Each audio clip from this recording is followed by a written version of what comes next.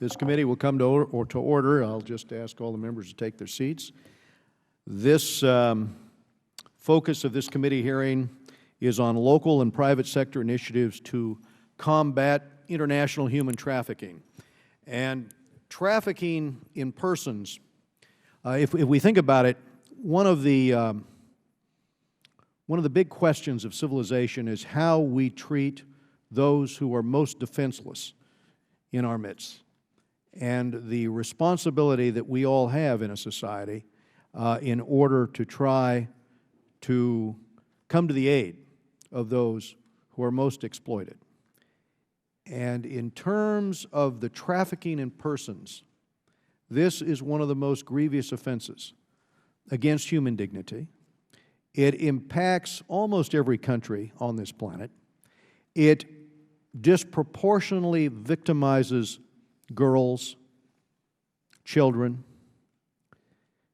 Experts estimate that in terms of all forms of trafficking, there's 20 million people worldwide subjected to forced labor, a broad designation that covers everything from debt bondage to the forced conscription of child soldiers to the commercial exploitation of millions of women and children trapped in lives of sexual servitude.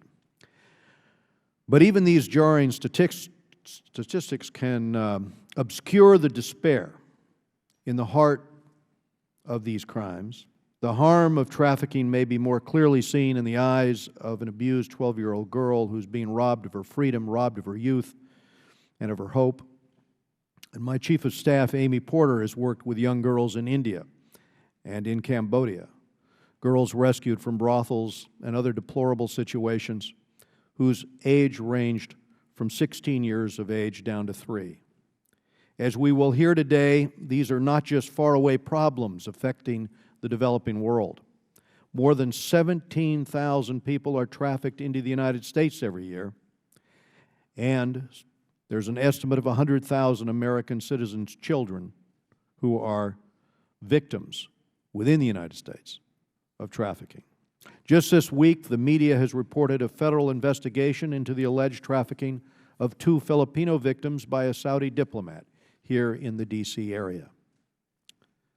This committee has played a role in putting human trafficking onto the radar screen for governments everywhere. In the past 13 years, international peer pressure and the potential threat of U.S. sanctions have pushed many nations to try to avoid the stain of Tier 3 designation in the State Department's annual report, and more than 130 countries have enacted anti-trafficking laws. But of course, passing a law is not the same thing as enforcing that law. And not only does much work remain to be done to prosecute traffickers and protect victims everywhere, but a lot of work remains to be done on this committee. Much of the focus on trafficking has been brought by our subcommittee chairman, Smith, over the years. He is the author of the original Trafficking Victims, the TVPA, the Trafficking Victims Protection Act. And he held an excellent hearing 2 weeks ago on the State Department's country tier rankings, and I fully expect the committee to return to those issues again in June when the administration releases its annual TIP report. But the struggle that I and Subcommittee Chairman Chris Smith have had over the last few years is with the State Department and their lack of willingness, their lack of honesty in naming names and in putting on the Tier 3 list those countries that are involved. And in many cases, in the case of Cambodia, this corruption goes right up to the top. And it is far past time for this government to be bringing all the pressure we need to bring to bear on regimes around the world that turn a blind eye, or, as in the case of Cambodia, law enforcement agencies that are actually culpable in these abuses. The focus today is on some of the promising local and private sector initiatives that are connecting and empowering communities around the world in the fight against human trafficking. As is the case in so many endeavors, local communities, individual citizens, private businesses are often the engine of real change. And in that regard, I am pleased to welcome as one of our witnesses Los Angeles County Supervisor Don Knabe, who is here with his wife Julie. And their commitment has aided victims and raised awareness among our shared constituents and throughout the state of California. The committee looks forward to learning more today about how these innovative partnerships are developing new tools to defeat traffickers, to rescue their victims, to fight the spread of modern-day slavery around the globe. And I now recognize my good friend, the ranking member, for his remarks before turning briefly to the chairman and ranking member of the subcommittee, of our Human Rights Subcommittee, for 2-minute opening statements. Mr. Engel. Thank you very much, Mr. Chairman, for holding this hearing. I know that California has been particularly progressive on measures to stop human trafficking. Supervisor Knabe, Mr. Miles, and Dr. McDonald, welcome to the Foreign Affairs Committee.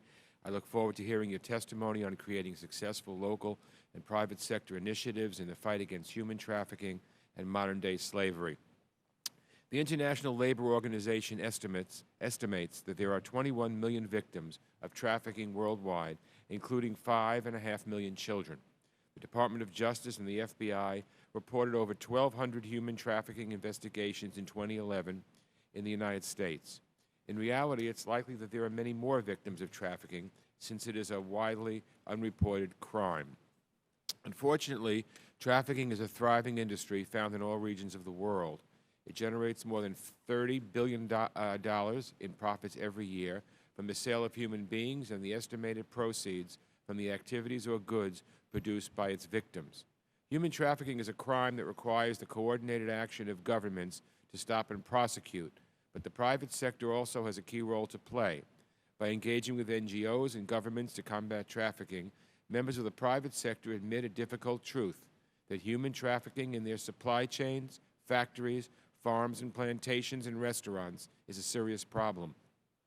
Only by working hand in hand with private sector partners can we put an end to modern-day slavery. Since 2001, I have been deeply involved in a closely related issue, ending child labor in the global cocoa industry.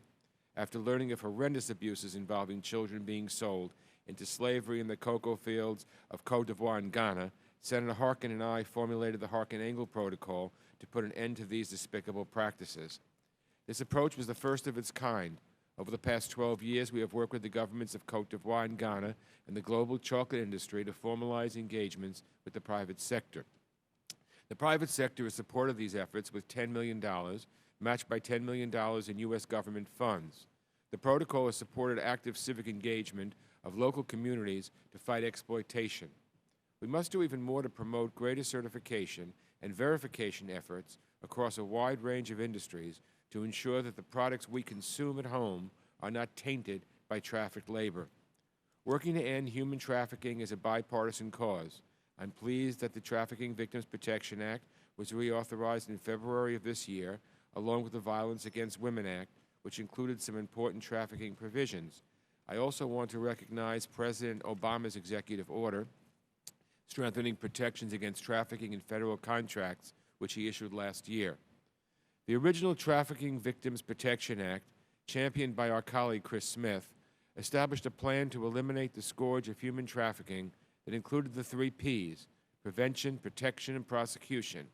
And under the leadership of Secretary Hillary Clinton, a 4th P was established: partnerships with governments and organizations, the subject of today's hearings. I have been impressed by Supervisor Knabe's efforts to raise awareness of trafficking in the Los Angeles area, Polaris's partnership with Google to create a global anti-trafficking hotline, and Verité's work on ensuring that companies adhere to international labor standards down their supply chain. I'm interested in hearing more from today's witnesses on how to bring more businesses to the table to fight human trafficking and learn how the U.S. can lead by example for the rest of the world. One last point. I'd like to commend the work of the State Department's Office to Monitor and Combat Trafficking in Persons, or JTIP. Their annual reports on human trafficking worldwide is key in making sure both Congress and the public understand the extent of the problem and the progress being made towards its elimination. I look forward to this year's report. Mr. Chairman, I want to thank you again for your leadership and for holding this important hearing, and I look forward to the testimony.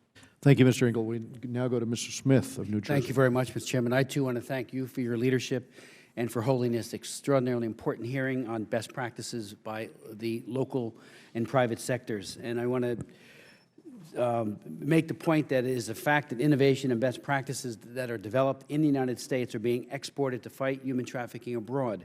The 3 Ps of prevention, protection, and prosecution have become the standards by which we evaluate every country's anti-trafficking efforts and the hammer which we have chipped away at slavery around the world for more than a decade.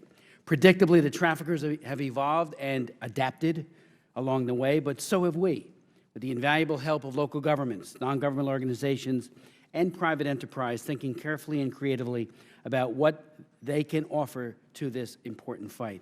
NGOs like Airline Ambassadors and Innocents at Risk pioneered training for flight attendants and other airline personnel to ensure that flight crews would know how to recognize potential victims of human trafficking and who to call for help.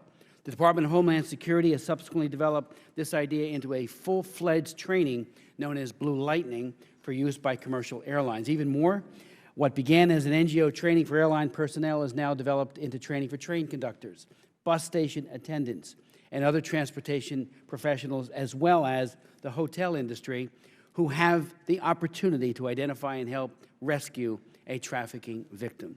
In my capacity as Special Representative to the Organization for Security and Cooperation in Europe, the Parliamentary Assembly, I've had the privilege of sharing the fine work of airline ambassadors and the broader transportation implications with 57 participating states of the OSCE. In like manner, it is my deepest hope, and I raise it in every bilateral that I have, that African countries, Asian countries, and all nations will embrace situational awareness strategies that empower the trained to report suspicious activity to stop this egregious exploitation. The Airline Ambassadors Initiative has already resulted in the rescue of more than 100 trafficking victims and will soon rescue thousands more. Collaboratively, we are narrowing the space in which traffickers can operate. Every best practice and innovation we can share with the world helps to tip the scale a little more in the direction of freedom for the enslaved and prison for the slave masters. You pointed out the importance of honesty, Mr. Chairman. I am concerned, and that's why I had the hearing just a couple of weeks ago, that now that those countries that are on Tier 2 watch lists that have horrific trafficking records vis-a-vis the minimum standards, now, unfortunately, with the new reauthorization, there is a tipping of the balance towards the regional bureaus and the power shift away from the tip office that could very easily, there's always a fight inside the State Department. I am deeply concerned that those like China, Vietnam, which I know you have been a tenacious champion in fighting for human rights in Vietnam, and other countries will not go down to Tier 3 where they belong because the regional bureaus will have a disproportionate say as to what happens. And we plan on holding hearings when the TIP report comes out. We have given them forewarning with the hearing we just had of these deep concerns. Just be honest, as you pointed out so well, Mr. Chairman, call it the way it really is and not have that TIP report in some way reflect a fiction. I yield back. Thank you, Mr. Smith. We do put them on notice. Karen Bass from Los Angeles, California. Do you have an opening statement you'd like to make? I do. Thank you very much, Mr. Chair, for holding this meeting and ranking member. I was fortunate enough to assist with the passage of Supply Chain Act during my time in the California Assembly, so I'm pleased to see the committee take up the issue at this time. I'd also like to thank our witnesses for your testimony and recognize you for the inspiring work that you do every day to combat the exploitation of individuals domestically and internationally. Supervisor Kanabi and Child Welfare Director Philip Brownie, I also want to personally commend you for launching the LA County Anti-Child Sex Trafficking Campaign and for your continued advocacy on behalf of foster youth. It is Foster Youth Month this month. There's also the issue of sexual exploitation of women, men, and often children. This issue is particularly important to me because of the impact on my hometown of Los Angeles and the prevalence of foster youth being trafficked for this purpose. In 2012, the LA County reported that an astonishing 59% of youth identified as victims of sex trafficking were part of the foster care system. Forced to bounce in and out of homes without basic physical or emotional needs fulfilled, these youth are often exploited by pimps and are conditioned to believe that their value is based on how much income they can generate. It's absolutely unacceptable to allow the continued victimization and abuse of a population that we have vowed to care for and protect. That's why I, along with my colleague Tom Marino, have reintroduced the Child Welfare Response to Trafficking Act. This bill will provide child welfare employees with appropriate tools to identify, document, educate, and counsel child trafficking victims and at-risk youth, and require these agencies to report the numbers of trafficking victims in foster care and their plans to combat trafficking to the federal government. But congressional action is not enough. We must undertake a whole-of-society approach to ensure the safety and dignity of trafficking victims. There are many private organizations that are currently addressing this issue in many creative ways. Humanity United, a foundation devoted to advancing human freedom across the globe, has supported anti-trafficking initiatives by the federal government and the California Attorney General's office. The University of Southern California's Annenberg School of Communication and Journalism has been working closely with the FBI and other federal agencies to study technology's role in both facilitating and fighting human trafficking. Many hotel chains are now training their employees to identify signs of sex trafficking. We really appreciate that. I look forward to hearing what other strategies are in place to address this problem and gaining a better understanding of where the gaps exist in our efforts to end human trafficking locally as well as internationally. Thank you. I yield back my time. Thank you, Congresswoman Bass. Los Angeles County Supervisor Don Knabe, who's the first of our witnesses with us today, has been a tireless crusader in Los Angeles County ever since he became aware of the heinous child sex trafficking problems in our own backyard. And those challenges represent the victimization of girls as young as 12. He's pushed for multidisciplinary outreach and rehabilitation services for sexually trafficked females in the juvenile justice system. As you've heard, he spearheaded several different initiatives. But a year ago, in conjunction with law enforcement and transit officials and private sector media companies, he led a novel anti-sex trafficking campaign to raise public awareness and engagement by placing bilingual signs and billboards in high-traffic public places, such as in the community, such as on the buses, on transit. And that program has been further extended this fall. He's also been a strong public advocate for the Californians Against Sexual Exploitation Act, an act which is now law in the state of California that strengthens penalties against traffickers and extends victims' protections. We also have with us Mr. Bradley Miles, Chief Executive Officer of the Polaris Project, the leading organization in the fight against human trafficking and modern-day slavery. Mr. Miles helped launch the National Human Trafficking Hotline to identify and assist survivors of trafficking. Previously, he worked to build the Human Trafficking Task Force here in Washington, D.C. We also have with us Dr. Sean McDonald. Dr. McDonald is the Director of Programs and Research at Verity, a group that works with private companies to make their supply chains free of human trafficking victims. Prior to his current position, he worked as the Director of Accreditation at the Fair Labor Association. And without objection, the witnesses' full prepared statements will be made part of the record. Members may have 5 days to submit statements and questions and extraneous material for the record. And we'd ask that everybody summarize their opening statements within 5 minutes. We'll begin with Supervisor Knabe. Thank you, Mr. Chairman, members of the committee. I just thank you for your leadership in helping to raise awareness of this horrific issue of child sex trafficking around the globe. I appreciate the opportunity to be with you today, and Mr. Chairman, as you said, given our time frame, I'm going to summarize the written statement which I have submitted to the committee. As some of you may know, Los Angeles County is the largest county in the nation with over 10 million residents, and in my district alone, I represent over 2 million people. I've been honored to serve the county for nearly 20 years, but never in my time in office have I heard an issue as shocking and disturbing is what is happening to young girls right here in the streets of America. About 18 months ago, a staff from our probation department came to me to discuss what they were seeing as an escalating problem in our juvenile justice system, young girls being arrested for prostitution. While society often characterizes it as a choice, the average age of entry we discovered into prostitution is 12 to 13. Shortly after our initial meeting at a fundraising event for survivor programs, one of our probation officers was texted that a 10-year-old had just been taken into custody for prostitution at 6 p.m. on a Tuesday night. No 10-year-old little girl is choosing that life. Today, I would like to just briefly discuss some of our efforts to combat child sex trafficking and the intersection of international and local efforts to safeguard our most vulnerable young people. Los Angeles County, unfortunately, is recognized as one of the hubs for sex trafficking in the nation. With our two major ports, airport, proximity to the border, we are particularly vulnerable, though we are not alone. Big cities, small towns across this nation are waking up to the horror that young girls are being trafficked across city limits, state lines, and country borders. Despite the varying locations, however, the story of these girls is much the same. Children who fall victim to predatory adults are often in the streets because of abuse or neglect at home.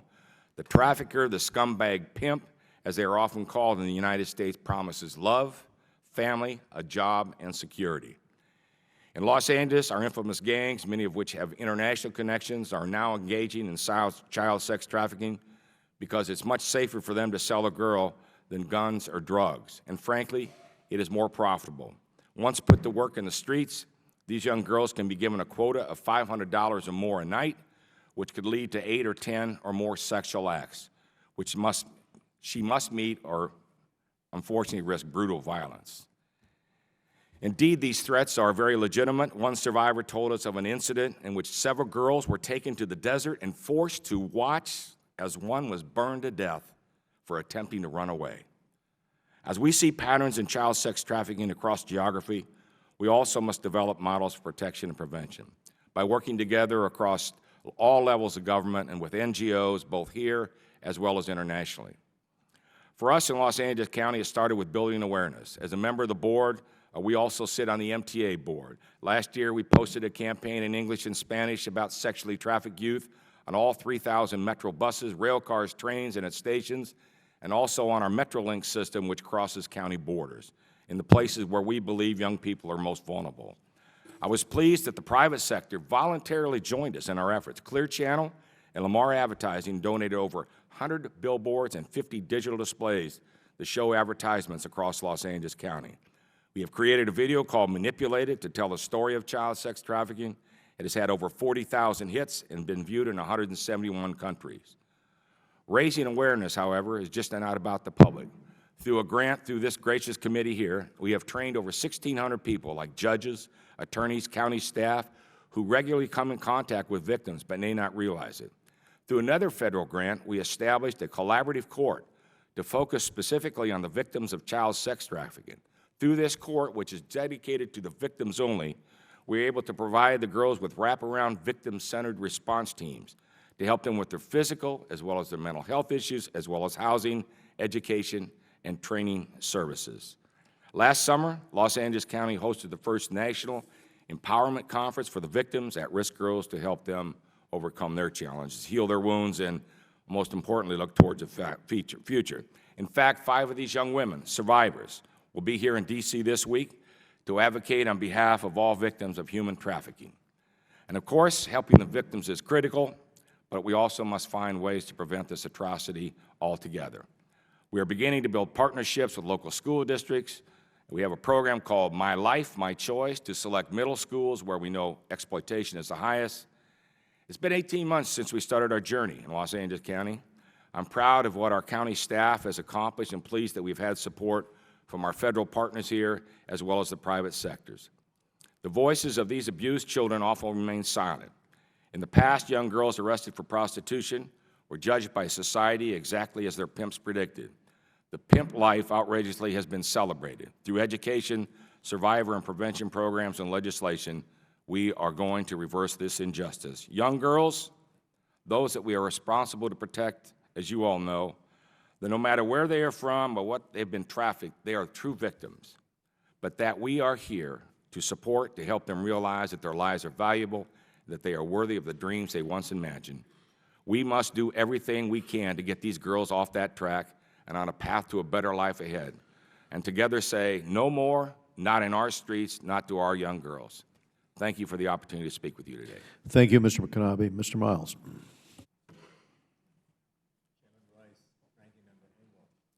Mr. Miles, just hit that button there. There we go. There you go. I'll start it again. Well, thank you for convening this hearing today and inviting me to speak. My name is Bradley Miles. I'm the CEO of Polaris Project. We're a nonprofit organization dedicated to combating human trafficking and modern slavery. And in my testimony today, I'd like to focus on one area of a comprehensive approach to fighting trafficking, which is anti-trafficking hotlines, and the powerful role that hotlines can play as part of an effective anti-trafficking response.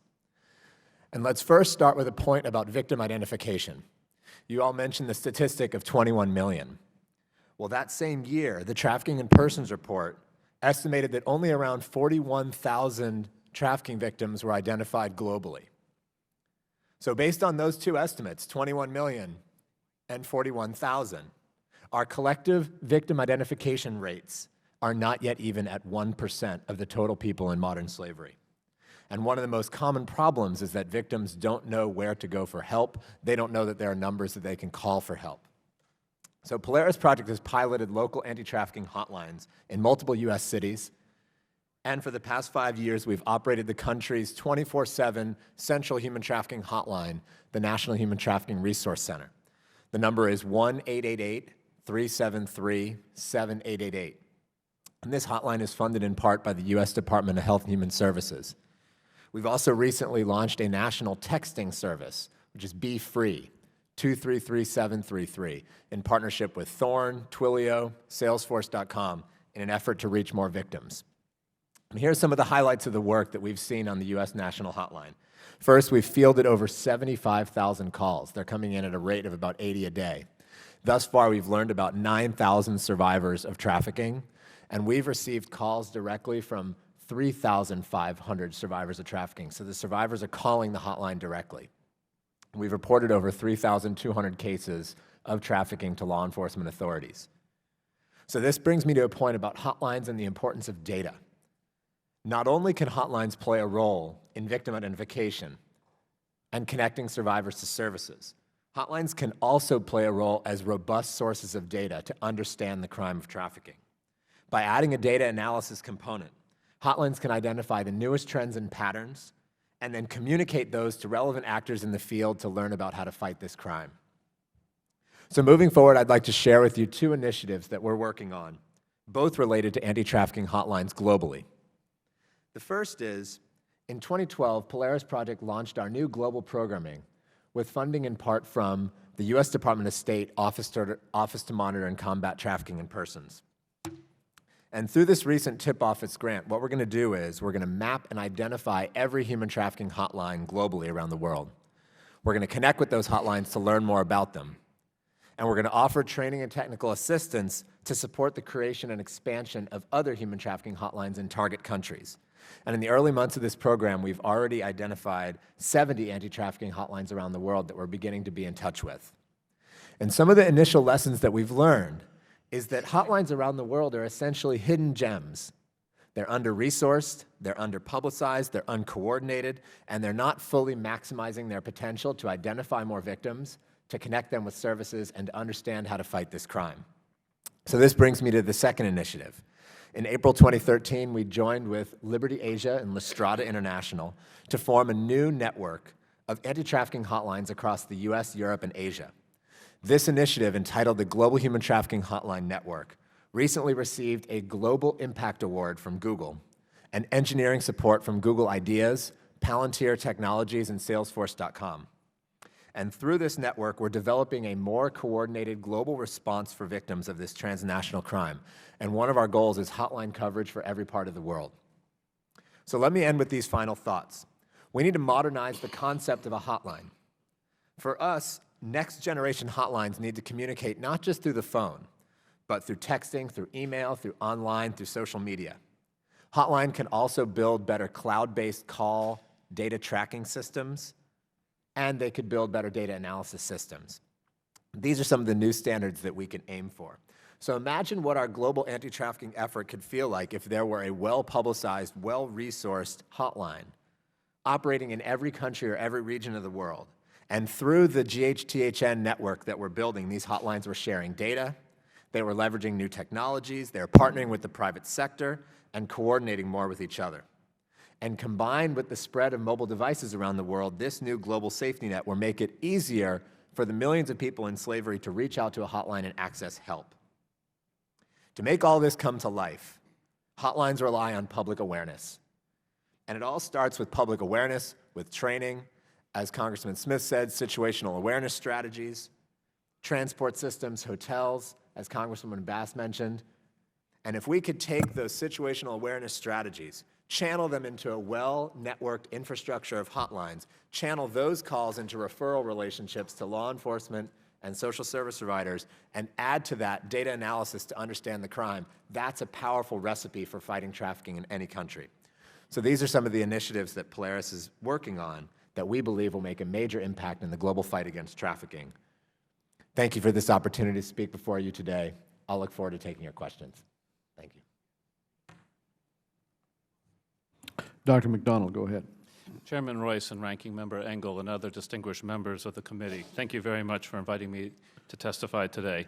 My name is Sean McDonald, and I'm Director of Programs and Research at Verite, which is an American NGO that works globally to help companies improve supply chain labor conditions.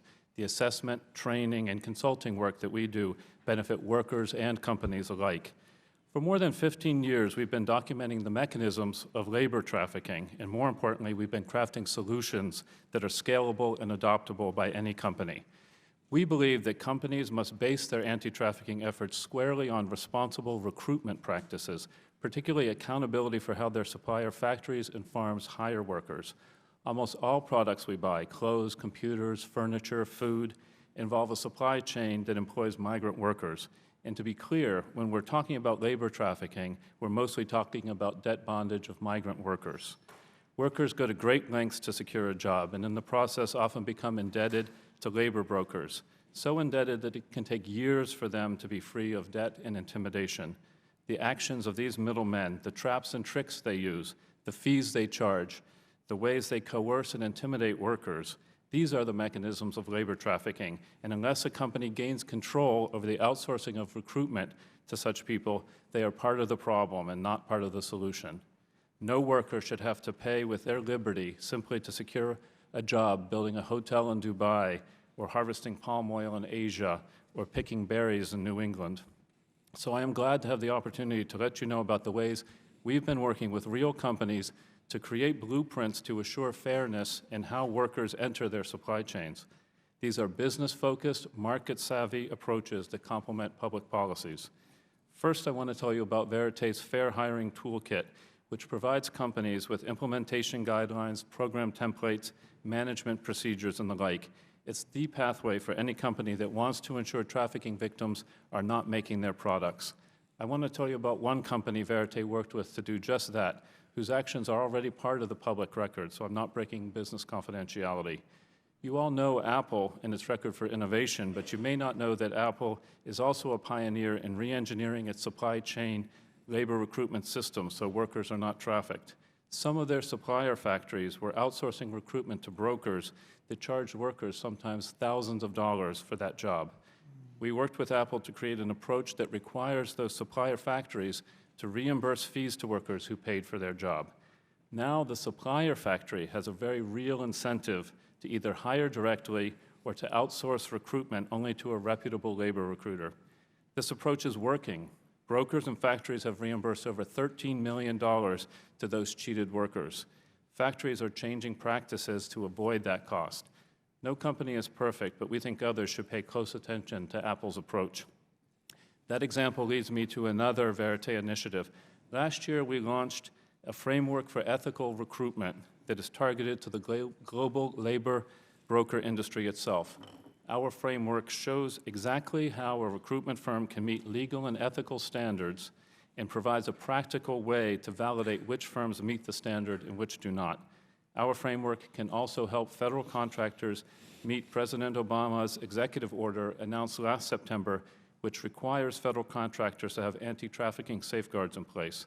As recruitment firms become independently verified to our standards, they are more likely to be hired by federal contractors and companies like Apple suppliers who have a tangible business prerogative to choose carefully whom they are hiring to find their labor. It will also help companies comply with California's Transparency in Supply Chains Act that Representative Bass alluded to, which requires companies disclose their anti-trafficking policies, and it helps companies protect themselves in the face of tougher state laws that we're seeing being implemented across the country that are holding employers much more accountable for labor trafficking. And finally, we find many American companies are connected to trafficking deeper in their supply chains, from the commodity level on up. The cotton that becomes our clothes, the metals that are mined for our electronics. As you know from Representative Engel's many years working with the cocoa sector to tackle child and forced labor, this is not easy, but change is possible when companies, NGOs, and government work together to incentivize better business practice. In conclusion, we're working to harness American business creativity, American business enterprise, to rework supply chain relationships so that nobody is ensnared in debt bondage. Attention from this committee sends a powerful message to the private sector to move from rhetoric to concrete action on this front. Mr. Chairman, we stand ready to work with you and the entire committee to help the private sector innovate to end human trafficking. Thank you for the opportunity to testify. Mr. McDonald, thank you. One of the issues that was discussed here is this full spectrum approach. For example, in LA County, the focus on what you do in order to create the public awareness so that you actually identify the victim, and then getting law enforcement, getting the physician community involved in identifying and reporting, getting the training for law enforcement in terms of how to deal with those victims, and then providing the resources to the victims that are in custody. And the last element, I guess, is the punishment that is directed towards those who are engaged in organizing this trafficking. In terms of that lesson, I just ask each of you, how might we share those lessons with others, other communities, but also others overseas that have a similar interest, but maybe not the lesson plan or the capability? How can that information be shared and empowered so that others in other countries begin to take action as well? Well, to begin with, I think, as the largest county in America, I believe it's our duty to be very involved in this particular program, particularly as I mentioned in my testimony about the ports and the airport and the borders. Earlier this year, we started with the National Association of Counties by hosting a Smart Justice Symposium. I mean, we can do a little bit at a time. And we had not only the county folks in our probation and children and family services, but we had juvenile court officials, we had federal Homeland Security representatives, as well as the FBI. And it was a very successful program, and a little bit, because people started to realize, even from some of the smaller counties around America, that they had these similar situations in their own backyard, but they were unable to identify it until we put it out there. So, I mean, there's building blocks that we can do as a county. Obviously, having federal partnerships would really embellish or enhance our opportunities to get the word out. I think what I'd add as well is I think that in the anti-trafficking field, there are these very concrete nuggets of hope where things are successful and efforts are making an impact, and we've documented that. And so what the field needs to do a better job of is pointing people towards these successful models and promising approaches, documenting those, and then leveraging the existing networks that have already been built through things like the National Association of Counties or different international coalitions that exist, business coalitions that exist. The channels for communication exist. What we need to do is we need to direct these documented successful strategies into those well-networked channels to begin spreading that information around the world through thought leadership. And I think we're beginning to do that with something like the Global Human Trafficking Hotline Network, where we're going to share these hotline strategies with different hotlines around the world. But that same model can be applied to business coalitions, to coalitions within government, And using the existing channels, we don't need to rebuild coalitions. We just need to slot in the information into the existing infrastructure and let it spread. Sean? I would add that what we're finding with the private sector is that there's a great hunger for concrete examples of how companies are changing their policies and practices within their supply chain, and we're working to get that information out to other companies through trainings and webinars and things like that that enable them to learn from each other. And what's really exciting is that because so many companies, particularly the large American companies, large retailers like the Walmarts, the Targets of the world, are taking these issues very seriously and are beginning to promulgate new standards and practices that are filtering out not just through their suppliers here in the United States, but also globally. And businesses are finding ways to compete with one another. That's why in my remarks I was alluding to market mechanisms that we hope will enable companies to compete on how well they're handling these programs. So information from one country here might be useful to businesses in other countries because of the way that they might key off of decisions made here. But then you also have the ability to get these international media companies involved and raise awareness, which is one of the things done in LA County. How else could you use international media to reach your goals there, Sean? Or I'll ask Mr. Miles too. We're finding the international media is very interested in this. You see major outlets like CNN and the Guardian media group out of the UK focusing very clearly on what companies can do. Supervisor? No, I mean, I think while the international media is extremely important to help us facilitate the knowledge base, what's happening right here in our own backyard, I think like many of us think that it all happens in third world countries when it's right here in the United States of America, whether it's a small rural area or a major metropolitan area. And that knowledge and getting the word out just locally of our domestic media is extremely important. Thank you, Don. I think we need to saturate communities with awareness of what human trafficking is, how to spot it, and what to do when you think you've found it. And the international media, through the CNN Freedom Project, to this new project launched by The Guardian, some of the reporting done by the BBC, can play a role in that saturation. But from my perspective, I want us to be careful not to put out media stories that don't have an action item associated with it. And if the person's action item is, I read that, good to know, not quite sure how to take action from here, that media story hasn't done its full role. I think the full role is to put the action item at the end. So if you look at what Supervisor Kanabi did in LA, there's an action item at the end of those billboards. If you look at some of the media that's been reported in the US, they were putting the national hotline or the Be Free texting at the end. Right. So international media can then channel to these hotlines around the world so there can be that action taken.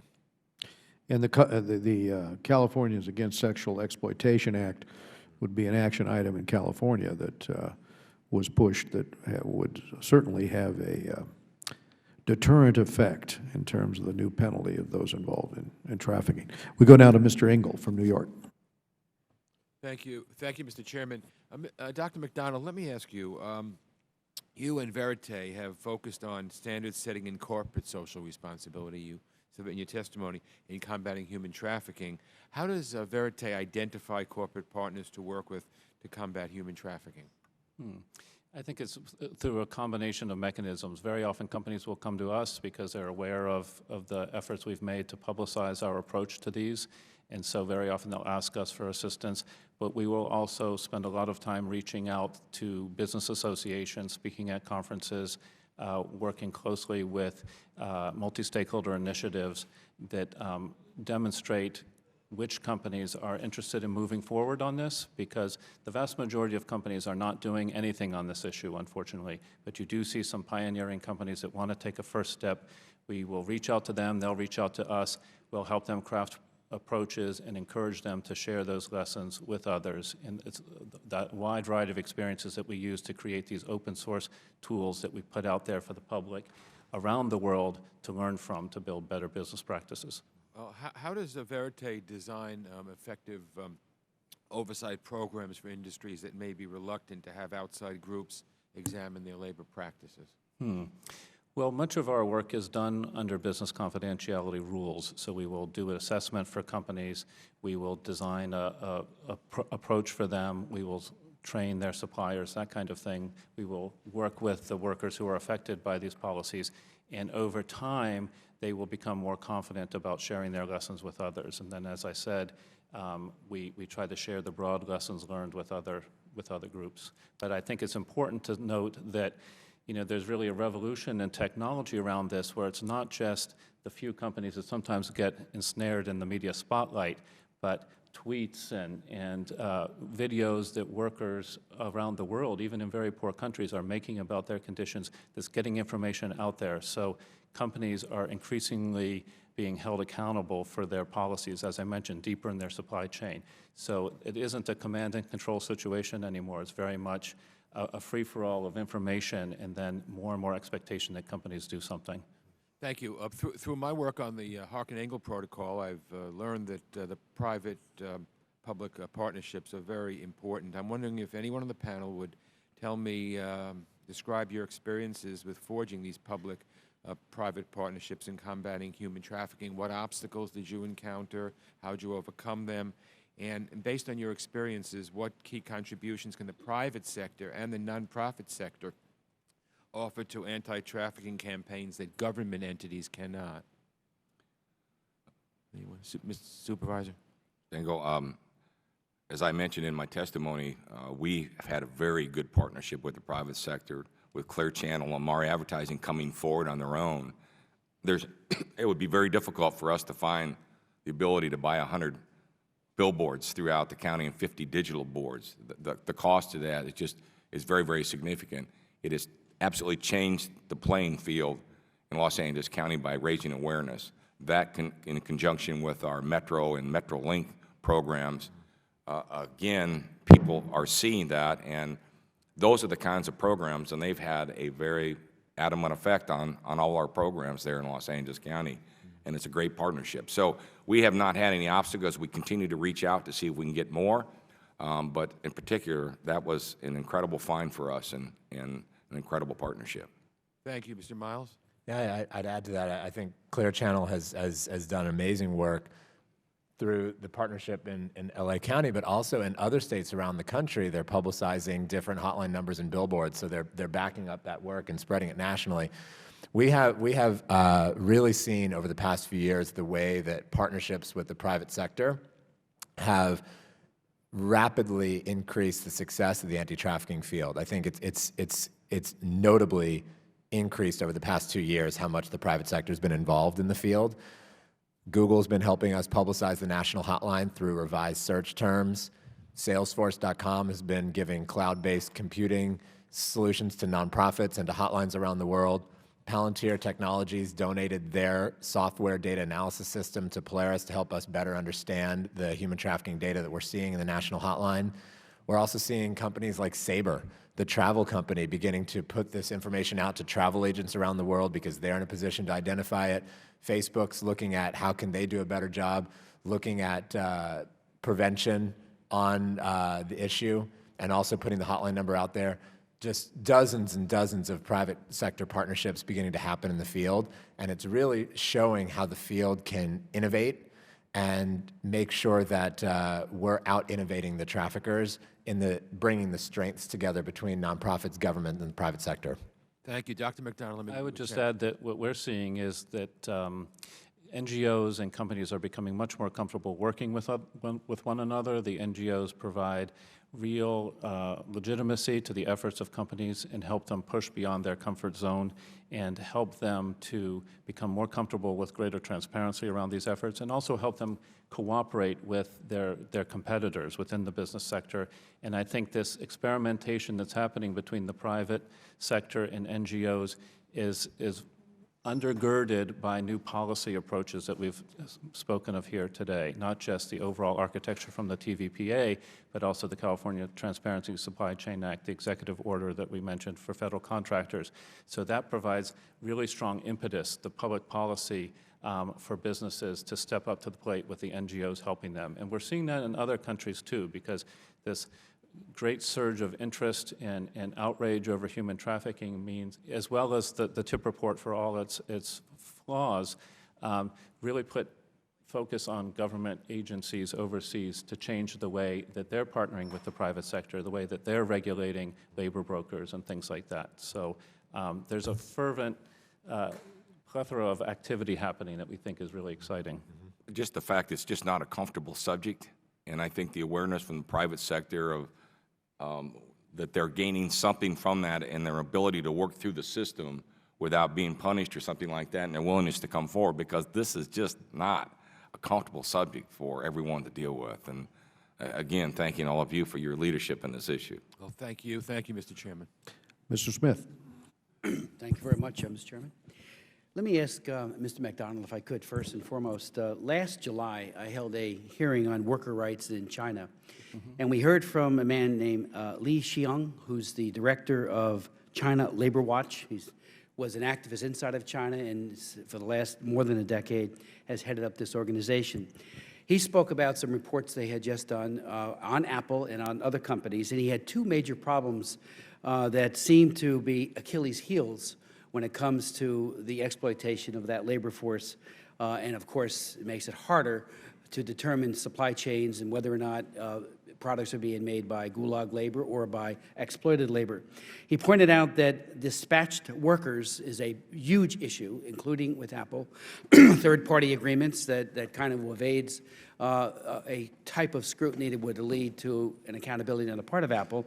And then he spent a great deal of time talking about the auditors and said in 2010, one company that was doing auditing had dismissed 2/3, about 300 of their auditors because they had been bribed. And there seems to be a great incentive to bribe auditors to give a good mark to a company, and then they come to their shareholders and say, look, we're doing great, when it's nothing but a fraud. And I wonder if you might speak to that, because that seems to be an area of some neglect. Secondly, if I could ask Mr. Miles, with regards to the hotline, what is the interface and the response time with law enforcement? For example, I'm a bus driver. I see something going on in my bus that looks very, very suspicious. I call the hotline. What happens? Do the police come to the offloading? Is there that kind of, with the airlines, we know the flight attendants tell the pilot calls to the airport, the destination, and as they offload, if there is a suspicious activity going on, ICE or some law enforcement will be there to greet and to separate and to determine whether or not a trafficking situation has been in progress. Response time to law enforcement when hotel employees and others call, what has been your experience with regards to that? And then to Mr. Nabe, thank you for your leadership and for your being here today, coming out to testify. You mentioned in your testimony that child prostitution is a misdemeanor in LA, and that pimps are often waiting outside the courthouse door to drag the child back into slavery. And I'm wondering what law enforcement is doing to mitigate that. It seems to me that we need to declare war on these pimps, and I mean put them away and put them away for life. But if they're waiting outside the courtroom, it would seem to me that, that it's not a heavy lift to determine what's going on there and to seek to, go after those pimps. So what's your thoughts on that? Well, first of all, as I mentioned in the testimony, the collaborative courtroom has been an incredible success story. Instead of just treating, these young girls coming in, getting slapped on the wrist, you're a prostitute, go back out in the street, the pimp, waiting in the parking lot. The collaborative courtroom brings everyone together. It brings law enforcement, it brings mental health issues, health services, as well as housing issues. One of the biggest issues is being able to isolate these young girls into a safe housing situation. Because if they don't go back out there, and most of them are tattooed and marked in different ways, the pimp is on the look to make their life miserable or kill them. So we've had to bring them some even to get into the juvenile justice system. We're doing some foster care training kinds of situations to be able to protect these young ladies from the violence that they're confronted with. But this is a small scale. We have a dedicated courtroom, this collaborative courtroom. The only cases they hear are these young cases. And so we're able to protect them, but there's so much more. I mean, we could do more if we had, obviously, additional funding to expand the program. But those wraparound services for these young ladies, I can't tell you how important they are, because they have no self-esteem. They have none. And these, scumbag pimps are just saying, we love you, you're the most beautiful girl I've ever seen, promise you a job, retire, whatever it may be. And there they go. And it's not their choice. And so when we're able to bring them in, instead of treat them like a victim, not a guilty party. I'd say to the issue of response time, it's a great question. It's something that we focus on every single day. And I think there are some nuances to it. First, it depends on the type of call. So what is that person calling about? Is it a crisis? Is it a tip? Or maybe they're calling about general information. Maybe they're calling about something that they'd like to talk about a few months down the road. So it depends on how urgent is that call. Second thing is, we try to be very caller-centered in running the hotline because we want to build trust with the callers. We don't want people to feel like when they call the hotline, they're going to get put in a situation that they didn't want to get put into. So what does that caller want? And does that caller want to be in touch with law enforcement? What are they seeking? Third, the question is, what's the level of detail people are calling in? If someone is on a bus and calls in and says, I'm looking at something suspicious, but whatever else, we might not have anything specific to act upon. But if they call in and say, here's a name, here's a number, here's a license plate, we have actionable information. Fourth, it depends on the local infrastructure that exists there. We're in touch with all the human trafficking task forces, the ACT teams, FBI offices, ICE offices, local police departments. If the infrastructure is there, we can leverage it. But if the infrastructure isn't there and they're calling in a remote area or they're calling in a place where the response time might not be there for any other crime, then that's something that we have to deal with. But what I would say is when we do need to kick into gear with a specific crisis call, we've seen cases with response time in minutes, getting into the hands of law enforcement and people responding. But sometimes people need to realize that that's what 911 is for also. If they're really dealing with something that needs an urgent crisis, we're recommending people go directly to 911. There are other hotlines out there. Law enforcement operations sometimes operate hotlines in LA. There's the Department of Homeland Security tip line. So people can call other law enforcement sources if they want to go directly to law enforcement. But if they're calling a nonprofit hotline, for all the benefits of calling a nonprofit, trust with callers, those types of things, we can still build that response time as quickly as we need to in the places where that capacity is there. We go Congressman Smith, to, I'm really glad that, oh, I'm sorry. we're going to go to Karen Bass of Los Angeles. Congresswoman. Okay, I'll answer your question later. Go ahead, and you had something. I was just going to very quickly, I was glad that Congressman Smith mentioned this issue of poor labor monitoring situations, because far too many companies rely only on very superficial audits to get a sense of what's happening in their supply chain. That's simply not enough, and we're certainly seeing that with the fires in Pakistan, the building collapse in Bangladesh. That's just a terrible tragedy. What we're asking for, what we're asking you and everybody else, is to really ask tough questions of these companies. An audit is just a simple first step in finding out what's happening. It has nothing to do with actually putting in practices in place and building in incentives like the ones that I mentioned that really make the supplier factories and farms step up, pay attention, and be held accountable for what they're doing. So what we're really concerned about is that with more transparency around this with the California law, for example, or the executive order, that companies will get away, so to speak, with simply saying, of course we monitor our supply chain, but leave it at that. Congresswoman Bass. Again, I want to really commend the panel for the work that you have been doing and for your testimony today. And I wanted to follow up with my colleague, Chris Smith was asking about what happens afterwards. Supervisor Kanabe, you talked about the collaborative courtroom, and I wanted to understand what gaps there might be in LA. And I know that this is a challenging population also. Sometimes they're not necessarily willing. They want to be rescued, but then, you know, they go back and forth. And so my question concerning gaps is, after we've been through the courtroom process, what kind of support do we have in LA County to assist the girls once they are, you know, through the court process? Do we have community-based organizations? We have community-based organizations working with our own Department of Children and Family Services are working with them. The unfortunate thing, probably the most difficult situation that we confront and probably the biggest gap is housing. Right, I see. And our ability to place these young people in safe, you know, conditions. As an example, sometimes we're forced to actually bring them into our juvenile halls, okay? But that's also a dangerous situation because they almost have to be isolated from the population because you always have to remember there's other young victims that still want to be part of the prostitution ring. that will say, hey, so-and-so's in the system, she's in here, and there'll be threats on the life. So the placement, the biggest gap is in housing, whether it be training our foster care folks or being able to site a home for 6 or 8 girls. You know, we do have those projects available, and we are working on them with, you know, various community kinds of groups and programs, but that is the #1 gap, is housing. And also, Mr. Smith mentioned that child prostitution was a misdemeanor in LA County. Is that accurate? It's being treated as that. One of the things with your groundbreaking legislation, and now we have 2 new pieces of legislation which have been introduced to, well, first of all, the CASE Act, which, you know, passed overwhelmingly last year, is the toughest human trafficking law in the United States. But we've added, one of the things we're trying to do is add pimping, pandering, and human trafficking to the list of crimes associated with gang activity. Right. Because that's a huge deal. And obviously, that would help us better assist some of our foster kids, and as well as, unfortunately, the system's not equipped to handle it right now. And so we're going to have to rely on more stringent penalties for these pimps and what they do to these young girls, you know, to create a situation where it's not as fruitful or they're put away for life.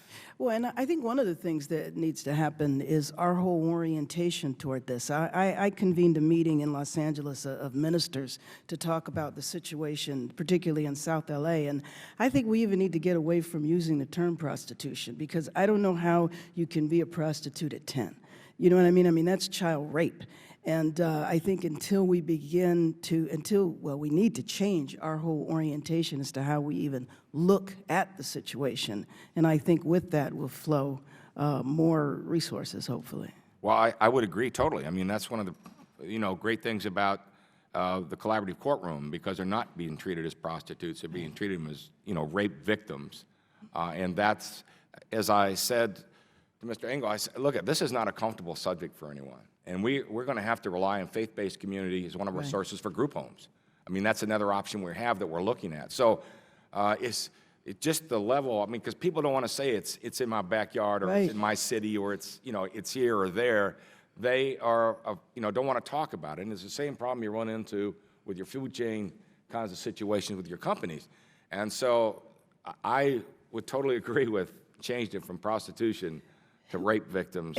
And it's the community awareness. So I was encouraging the ministers to slow down their cars and look in the faces, because if you look at the females that are on the street, you can see that many of them are children. Absolutely. And I mean, one of the things with this whole billboard and the flyers that we put out there, I mean, you can't just do that. There has to be training and awareness involved with that, because it's not just a billboard saying, and, you know, whether it's law enforcement to recognize, look at, these young ladies have to get much better treatment than a backpack would on a train, left by itself. You know, after 9/11, we did everything.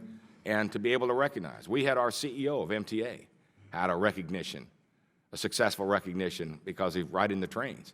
And so there is a public awareness that is so important, and training that's so important, and have people say, look, I'm not comfortable talking about it, but we got to fix it. I want to be part of the solution. Thank you. Thank you very much. We go now to Judge Poe from Texas. Thank you, Mr. Chairman. Thank you all for being here. I appreciate your candor, especially a supervisor's candor. I like the way you say things.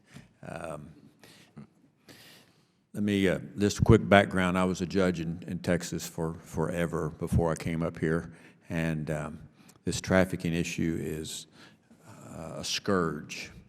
Unfortunately, my hometown of Houston, Texas, is the center and hub of international trafficking into the United States. Women are snuck into Mexico from the south, from the Atlantic, from the Pacific, and then they're smuggled into the United States. Houston, by its location, is where they're brought, and then they're scattered everywhere, including all the way to Los Angeles. It's my understanding, as you have pointed out, that the issue of where to put these young women primarily is a major problem. there are approximately 5,000 animal shelters in the United States. I love those places. I got my Dalmatians from Dalmatian Rescue, and good for them for doing what they're doing. But according to Mr. Miles, your organization, the Polaris Project, last year you said, the Polaris Project said that in the whole United States there are only 1,644 beds for trafficked children or trafficked victims. All victims. All of them, throughout the whole country.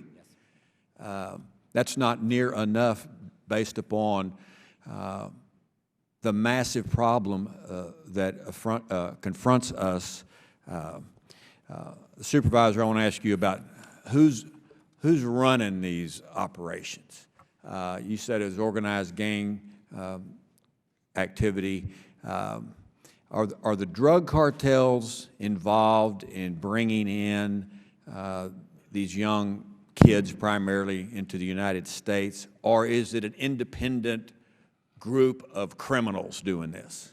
I think you have both. I mean, you do have the independent group of criminals in doing it, but unfortunately in our backyard with one of the largest gang populations in America, the gangs are getting into this business. This business is so much safer than dealing with drugs or guns, and so much more profitable. I mean, they can take these young women and make them turn tricks 5, 6, 7, 8 times a night. And they can only sell a drug once, and they can only sell a gun once. And well so said. they're organized, and many of our gangs have not only domestic connections, but international connections as well. So there may be, and we're trying to obviously to isolate that to see if there is any drug cartel involvement in the trafficking, which probably there will be, but it's not been validated yet. But it's organized, I think, through the gangs, but there are a lot of independent pimps out there. There are three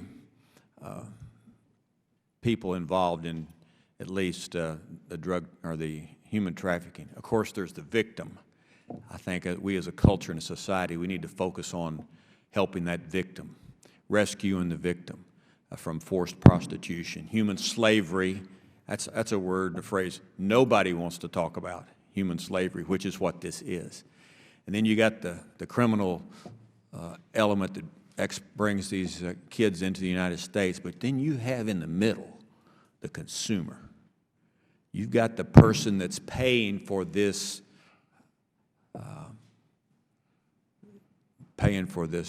awful deed.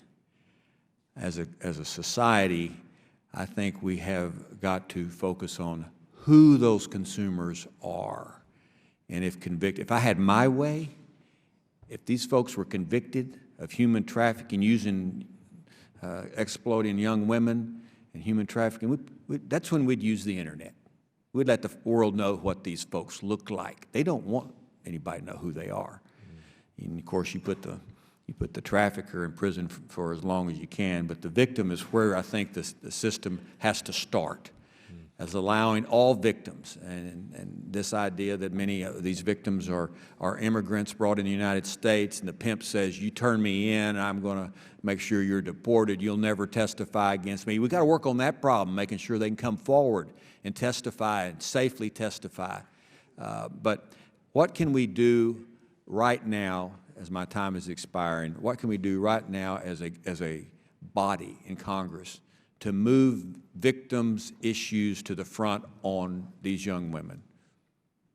Any of you want to weigh in on that? Well, I mean, from my perspective, obviously, adding the pimping and pandering and human trafficking to the list of crimes associated either with gang activity or some of the other kinds of things that make it even more difficult to get a domestic media that's cooperative in putting out the consumers' faces or names out there as well in the public are things that could happen immediately without a lot of federal debate or state debate or county debate, the kinds of things that we need to get the information out there. 2 points briefly, if I could just jump in, Judge Poe. I think one is what we're seeing around the country is that states are recognizing that these kids are victims and shouldn't be treated as child prostitutes, quote unquote. So you have certain states that are looking at laws that really do change the paradigm in the way that Congresswoman Bass was talking about. So these kids are seen in the victim situation as victims of abuse, not as criminals. Only about 11 states have done that so far. 39 other states haven't. So if Congress were to say, it's the sense of Congress that we do believe that these children should be treated as victims. That would send a signal to the states. So even like a sense of the Congress resolution would work.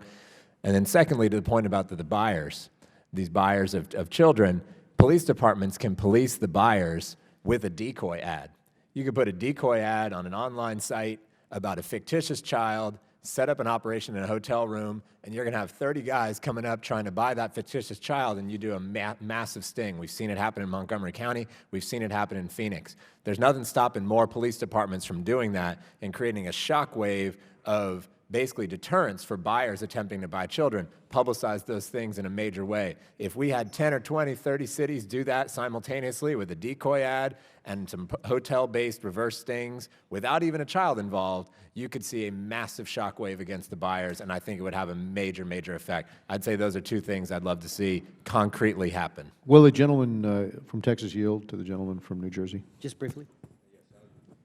I'll yield to. I thank my good gentleman friend from for New Jersey. yielding. Just to underscore that the Trafficking Victims Protection Act made it very clear in its definition that anyone who has not yet attained the age of 18 and anyone who commits an act, one commercial sex act, is liable for the full sanctions, the full criminality that is prescribed in the law, and that is up to life imprisonment. So it's, and then after that, after 18, it's force, fraud, and coercion. So we already have a federal law that makes it absolutely clear. We do need state laws to mirror that, so there's more tools for prosecutors, but we already have it in the federal law. We go down to Dr. Barra, California. Thank you, Mr. Chairman and Ranking Member Engel. And I'd also like to thank Chairman Smith and Ranking Member Bass, because in our Global Health and Human Rights Subcommittee, we've been talking about this issue at the international level.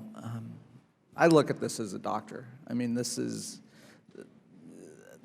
shameful. It is ridiculous that this happens today in America and throughout the world, and it is an outrage. I mean, it is an affront to our moral fiber as a country, and we have to take this seriously. And Supervisor Kanabe, it is a difficult and uncomfortable conversation, but it's exactly the conversation we should be having as parents. If we want to stand up morally as an example for the rest of the world, well, we have to lead by example. We have to lead by having this conversation and showing how shameful this is. And it's unacceptable for us not to have this conversation in communities, states, and throughout this country. It has to happen.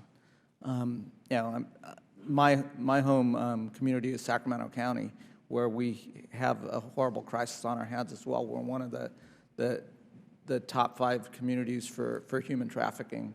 And you know, I'm proud that our sheriff has partnered with the FBI to do what they can, but as all 3 of you have already pointed out, it's not nearly enough. And you know, I guess my question to all 3 of you is, you know, these are well-intentioned organizations, you know, our law enforcement agencies, the FBI, the nonprofits in our communities that want to do this.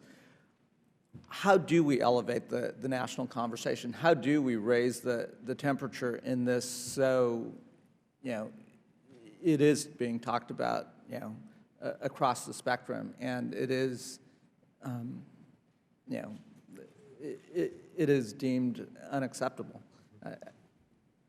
Well, from our perspective, obviously, the federal partnership is extremely important. I mean, I think when we hosted that Smart Justice Symposium of National Association of Counties, people coming from all over the country, by having the Homeland Security folks there, the FBI, I think it raised the level of attention that we weren't just doing as Los Angeles County and wasn't just in the streets of Los Angeles County, but it's throughout America. Polaris and others are bringing that attention as well, too. But the conversation, I mean, we can start locally, and we can do the building blocks, and we can keep expanding it.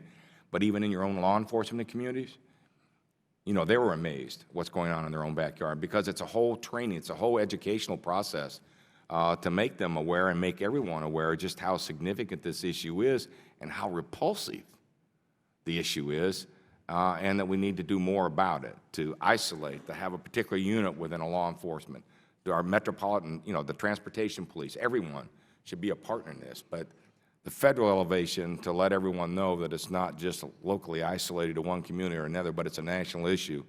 Your leadership and your partnership has been a very important part of that. Well, and I would put my own profession, healthcare, has to be part of this. Healthcare providers. Training doctors, Yeah, exactly. for years, we've been training our doctors on domestic violence recognition and so forth. Doctors are seeing a lot of these victims as well, and they have an obligation. Yeah, I think what I'd add to that briefly is, in addition to the political will, and in addition to the leadership, addition to faith-based communities taking on this issue at the President's Advisory Council on faith-based neighborhood partnerships, I think that when certain types of research come out that show certain effects of this issue, it's going to get the attention of many people and it's going to spike that political will. For example, if someone were to ask any of us in this room right now and say, how many victims of trafficking are there in the United States right now? None of us have a good answer.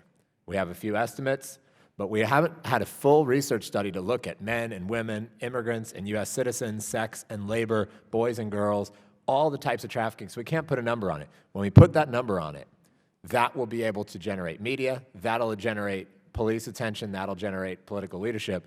And then secondly, from the health perspective of health research, when you start looking at things like CDC research on adverse child experiences, the ACEs, and if you say these kids are so vulnerable because they've gone through these different types of trauma as children, pimps are targeting the vulnerable kids. And when we make the public health argument, that will also create the political will. So that's an actionable item. Let's raise the level of this crisis. Let's put a number on there, right? That is an actionable item that raises awareness and talks about how this is happening in every community in every state across this country. Can I just add, it is very difficult to talk about this subject, but what's more difficult is for people to talk about labor trafficking. You'll note just in the conversation now, but also in the media and generally, there's a lot more focus on sex trafficking. But if you look at the global estimates and the estimates in the U.S., even though the numbers aren't as clear as they might be, labor trafficking is a bigger problem and it's something that we're all much more connected to. It's not just those pimps over there, those poor victims and so on. It's something that we're all connected to, and it's harder for people to talk about that because we're all implicated in the way most companies are implicated somewhere in their supply chain. And that's where I think we need to be able to get past some of these really loaded terms and say, are you involved in slavery, but instead saying, how are people hired into your company? How are the companies that are making your products hiring people? Do they have safeguards in place? So it becomes something very concrete and practical about business operations, not so much, are you a trafficker or are you not? Are you one of these awful companies that has slavery or not? Because it's everywhere. It's based on the way that so much of our global labor situation is organized today. So I really want to make that point that to keep in mind that labor trafficking is also something that we need to learn to talk about in a more routine way. Absolutely. We're going to Jeff Duncan, South Carolina. Thank you, Mr. Chairman, and thanks for this very interesting committee hearing, very informative for me, especially in light of what was revealed today in Cleveland with 3 young women being abducted and held hostage for a decade in a standard neighborhood that you might find in that area or in my hometown. So anyway, you mentioned, Mr. Miles, that the U.S. has a national hotline and the number of calls that you've gotten from 104 different countries, and I guess that piqued my interest a little bit. Typically, why do people from other countries call a U.S.-based hotline, and then are there other creative ways we may be able to, well, is that a 1-800-US number and how that exactly works, but and then are there other creative ways that we're utilizing along those same lines, other numbers or Twitter or Facebook, other things, social media that might be able to use to contact law enforcement to say, hey, I'm captive, I'm a sex slave, I want out, I need help. And then I want to ask you to elaborate a little bit, okay, if a call does come in and the young girl says that, how does the U.S. get involved in rescuing that girl from that position of captivity? Mm-hmm. Well, those are 2 great questions, and I think that even pointing out the Cleveland case, if you look what happened in that case, it was a neighbor Charles Ramsey who played a role in identifying those girls, right? And so I think that that signals to me the role that community members can play in identifying what's going on in their community, identifying suspicious behavior that we encounter. The majority of calls that we get into the national hotline in the U.S. are from community members who identified something. They identified a house on their street with something suspicious. They identified someone who approached them about a trafficking situation, and they're calling in. So what we'd like to see is saturating that awareness so that community members can know what to look for and know who to call, and that's going to lead to more cases being identified. But if it's an international call, because you Yes, sir. said you received 104 different countries, so how would the U.S. get involved in that situation? Yes, sir. So we have received these calls from other countries, and we had the same question ourselves, where we asked, how are these other countries calling us? We're the U.S. national hotline. But what we realized is that sometimes there isn't a national hotline in other countries, and so a person who's very determined to get a response to their case, they'll start calling different places, and so they've called the U.S. hotline. So one reason is there might not be a hotline in their country. Second reason is they might not be getting a response from the hotline in their country. There might be a hotline, but no one answers it, or they're getting an answering machine. And so somebody who believes they've identified a trafficking case, they have fire in their belly to respond, and they want to get a response, and they'll start calling. We're 24/7, and they can call us. Sometimes people call us through Skype. Sometimes people call us through certain online services, and we also have not a toll-free number, but an actual 202 number that people can call internationally and contact us. So people have reached out to us, and what that's taught us is that's what's led us to want to work on this global human trafficking hotline network. That's what's led us to want to help to build hotline in other countries, because we need to build that local capacity in other places so people can call their own local country human trafficking hotline instead of having to route it through us. So we're working on identifying what the response is on those other countries. We're working to identify what those hotlines are in other countries and build that response so the calls aren't coming to us all the time. Okay, well, just shift gears a little bit. I'm on the Homeland Security Committee here in Congress, and you gentlemen are familiar with DHS's Blue campaign. Yes. The question I have is, do you see it as effective, and what recommendations would you have for DHS so they could improve? That's law enforcement training, that's investigations, public outreach, and other things. And so, A, do you think it's effective? I ask all three of you that, and B, what more could DHS be doing? Because they do play a vital role, especially with cross-border issues. Well, from Los Angeles County's perspective, it's been very successful. And I think DHS's opportunity is to give the whole program credibility, that it does exist and it's just more than your back streets of your own community. Their involvement with the Blue program, as well as others, had a very big impact at our Justice Symposium, because it made folks around the country. Department of Homeland Security is different than the local sheriff's department or local PD in the sense that it raises the global network, it raises the international significance, and it gets the level of conversation going that said, well, it doesn't exist in my community, and it does. I think DHS, on a long term, on moving forward, obviously their awareness and their ability to train local law enforcement in identification and kinds of activities, and the network, and then in conjunction with hotlines and those kinds of things, and pure points of contact, could be incredibly successful and helpful to all of us at the local level.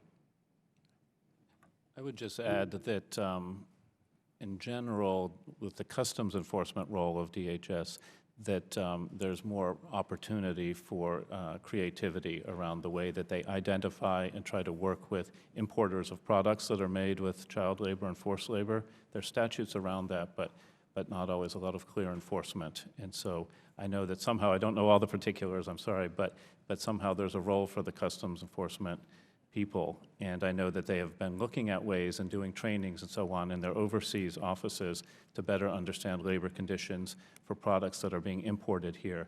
But I think that there's always a lot more that can be done around that. Right. Just I'm out of time, but are y'all familiar with the Coordination, Collaboration, Capacity Report plan that the President is working on? The public comment period is still open on this, my understanding, and I hope you guys are getting involved. And with that, Mr. Chairman, I'll yield back. We'll go now to Tulsi Gabbard, Congresswoman Gabbard. Thank you very much, Mr. Chairman.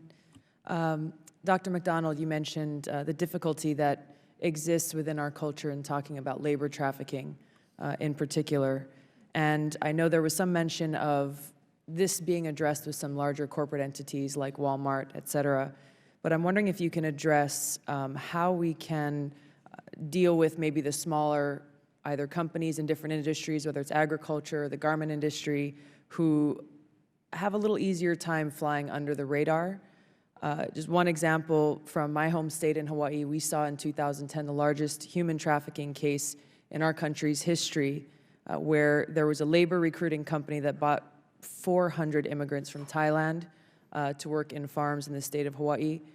It did not have a good outcome in that the federal prosecutor unfortunately misstated the law in front of a grand jury, which ended up throwing the whole case out. But it led to a heightened state of awareness within our own community and I think nationally about these kinds of entities that are really using economic intimidation in providing basically slave labor. So I wonder if you can address how we can either through the carrot or the stick approach deal with some of these smaller entities. Mm-hmm. Well, I think definitely at the level of public policy, there are many ways that foreign labor recruiters within our guest worker visa system can be held more accountable through more transparency, more clear oversight of what they're doing. And I know that that's a conversation that's very active now in the immigration reform debate. But also at the state level, more states are doing things to try to hold employers as well as labor recruiters accountable. In the state of California, there's a bill that's moving its way fairly quickly through the state legislature to have stronger accountability measures for labor recruiters. I think the other thing that we're hoping to see, as I mentioned in my remarks, I think before you arrived, is that the President's executive order saying all federal contractors have to have a very specific plan in place for due diligence measures for labor recruiters who are providing the workers to federal contractors. That's a real game changer because the federal government obviously buys a lot of things, has a great number of contractors. You pair that with some of the other efforts underway, and I think you'll see that there's real reform happening, possible within the labor recruiter sector, but a lot of attention, a lot of action needs to be taken. We're at the beginning steps. There are guidelines in place, that, including the ones that I mentioned, and a real role for better public policy. But I think as that happens, market forces will come to bear, and an American farmer, an American warehouse, a big retailer like a Walmart will know what kind of questions to ask in holding their suppliers accountable for how they're hiring their workers, because now it's essentially an unregulated industry, both here in the U.S., really poorly regulated, and overseas even less so, where people can just register as a company and then go about charging people $20,000, $30,000 to get a U.S. guest worker visa or a job in one of these supply chains that I've been referring to.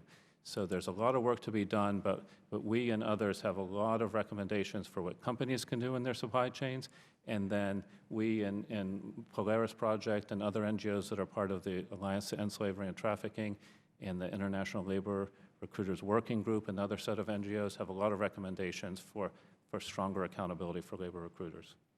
Sure.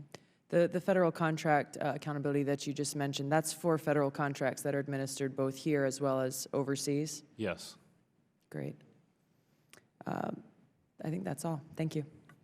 Thank you very much. I want to thank Chairman Royce, who just stepped out for a few minutes, for holding this important hearing this morning. I will recognize myself for my 5 minutes. Human trafficking, as we know, is one of the worst and most alarming human rights issues of our day, depriving millions around the world of their most basic dignity as human beings. And given today's interconnected global economy and the reach of many organizations throughout the world, it is imperative that we find more ways to enlist the help of businesses and local organizations to help fight this awful crime.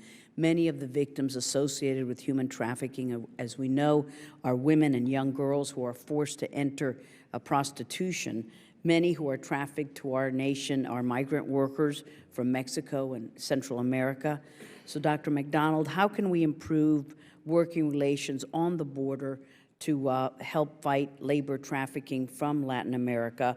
And what consequences should the U.S. place on companies for blatantly ignoring trafficking problems in their business?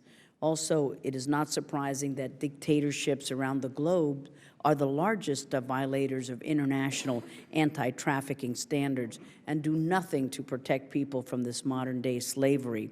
Once again, the regimes of Iran, Cuba, Syria, and North Korea are designated as top tier 3 countries in the 2012 Trafficking in Persons report issued by our State Department.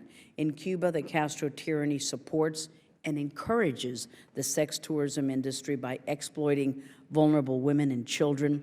According to a recent report by El Nuevo Herald in South Florida, foreigners travel to Cuba to take advantage of young women who are recruited to enter prostitution in order to fill the coffers of the Castro brothers. On Central America, reports are that drug cartels and gangs are using their narcotic routes to traffic human beings across the border. These individuals may be migrant workers, drug traffickers, and even terrorists. So, Supervisor Nabe, what actions is your local government taking to prevent trafficking in the California-Mexico border, and how can we ensure that our allies in the region prioritize this threat as we have?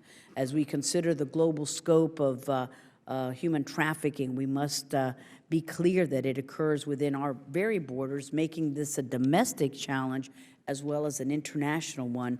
And this is especially true in my home district of South Florida, a region with one of the highest rates of human trafficking in the country.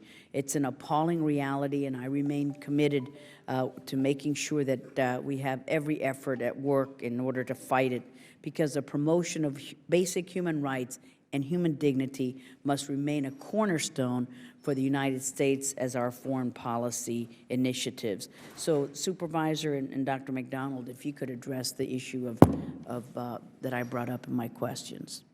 Okay, I'll just quickly say that I think it is. I'm glad you brought up this issue of what's happening on the border, because I think it's really important that with all the attention placed on the drug war there and the smuggling and trafficking of people across the border, that many companies that have those workers within their supply chain need to be held accountable for how those workers are getting there. And it's really important to note that the people who are trafficking the drugs, trafficking the weapons, are also trafficking the people, that there's a great deal of overlap between these gangs and this organized crime. And so if you're relying on workers who are taking those migratory routes, then without a doubt you are entangled in this problem. And to try to say that you're not is simply burying your head in the sand. And so whether those people are coming here with documents or not, very often traffickers are involved. And so companies really must focus on what steps they can take, concrete steps, rather than trying to pretend that they're not entangled with the issue. And Thank you, sir. Okay. Thank you. Supervisor? Well, great question. You're giving me an opportunity, a little soapbox here. I mean, at the end of the day, those of us in local government, our job is to solve the problem, to fix it with the resources that we have. But as the case in so many cases, particularly like items like this, we are at the beck and whim of the federal government and the state government to put the tools in place that covers everybody. We only, as a county, can do so much as it relates to gang issues, penalties, those kinds of things. We are, need state legislation, enabling state legislation. We need federal legislation to really raise the level so we can continue to do our jobs. These young girls, nobody asks them whether they're Republican, Democrat, Libertarian, or Independent. They are true victims. And those of us at the local level have to deal with that. And that's why we appreciate your leadership here and others, because we need that leadership and we need that assistance both at the federal level as well as the state level. Well, we thank you, each one of you, for what you're doing. So proud to recognize Mr. Vargas for his 5 minutes of questioning. Thank you, Madam Chairman. Thank you again for allowing me to speak. I want to thank all of you for being here. Also, this is a horrible crime that happens right here in the United States. As you've all said today, I represent the border area in California, represent San Diego County, Imperial County. It's a horrible crime there. And I have to say, I have been working with the federal prosecutors because we do have some problems in the federal laws that we can change. And in fact, I've sponsored a bill, H.R. 1690, which does this. Right now, a prosecutor has to prove that a sex trafficker knew the child was a child. And it's very difficult to do, to prove that the trafficker knew that the child was a child. So what this bill says is that you don't have to prove, the government doesn't have to prove that this pimp knew that the child was a child. The government has to prove that the child is a child. So the government just proves that this person is a pimp. He was sex trafficking this child. The prosecutors say that that'll go a long way in being able to put people away. We are working with the prosecutors in San Diego, and a very courageous young woman that escaped from these pimps, and her pimp ultimately got 30 years because she did have the courage and she did have the wherewithal to stand up in court, which is very difficult for a child to do, but to be able to put this guy away for 30 years. And that's what we will be able to do if we can change the law. So I would hope that maybe we could get behind that bill. It's H.R. 1690. I think it's a very good bill. And I agree. We glorify oftentimes the pimp, and we re-victimize the victim, and in this case, a child. So we need to change federal law also right here in the United States to be able to go after these people. Supervisor Kanabe, you've been a hero to many of us in this area. Would you like to comment on that particular law? Or change, well, I think hopefully this change week you're going to have 5 young heroines here who had the willingness to stand up, and 5 victims that are survived that are coming into town. You know, that whatever tools are necessary, when you go back to the question about what we can do, we can only do so much, but given the tools like an H.R. 1690 or others, that would really help us at the local level, work with our federal prosecutors. You know, the higher we're able to raise this whole issue as it relates to the penalties, the better off we are that we're going to be able to, once we ID the folks, get them to court, do all the things that we need to do, that we have the laws that are on the books that everybody will recognize and can put these people away, whether it's 30 years, whether it's 60 years, whether it's 90 years. But at the end of the day, you know, we need to wrap our arms around these young ladies to give them the courage.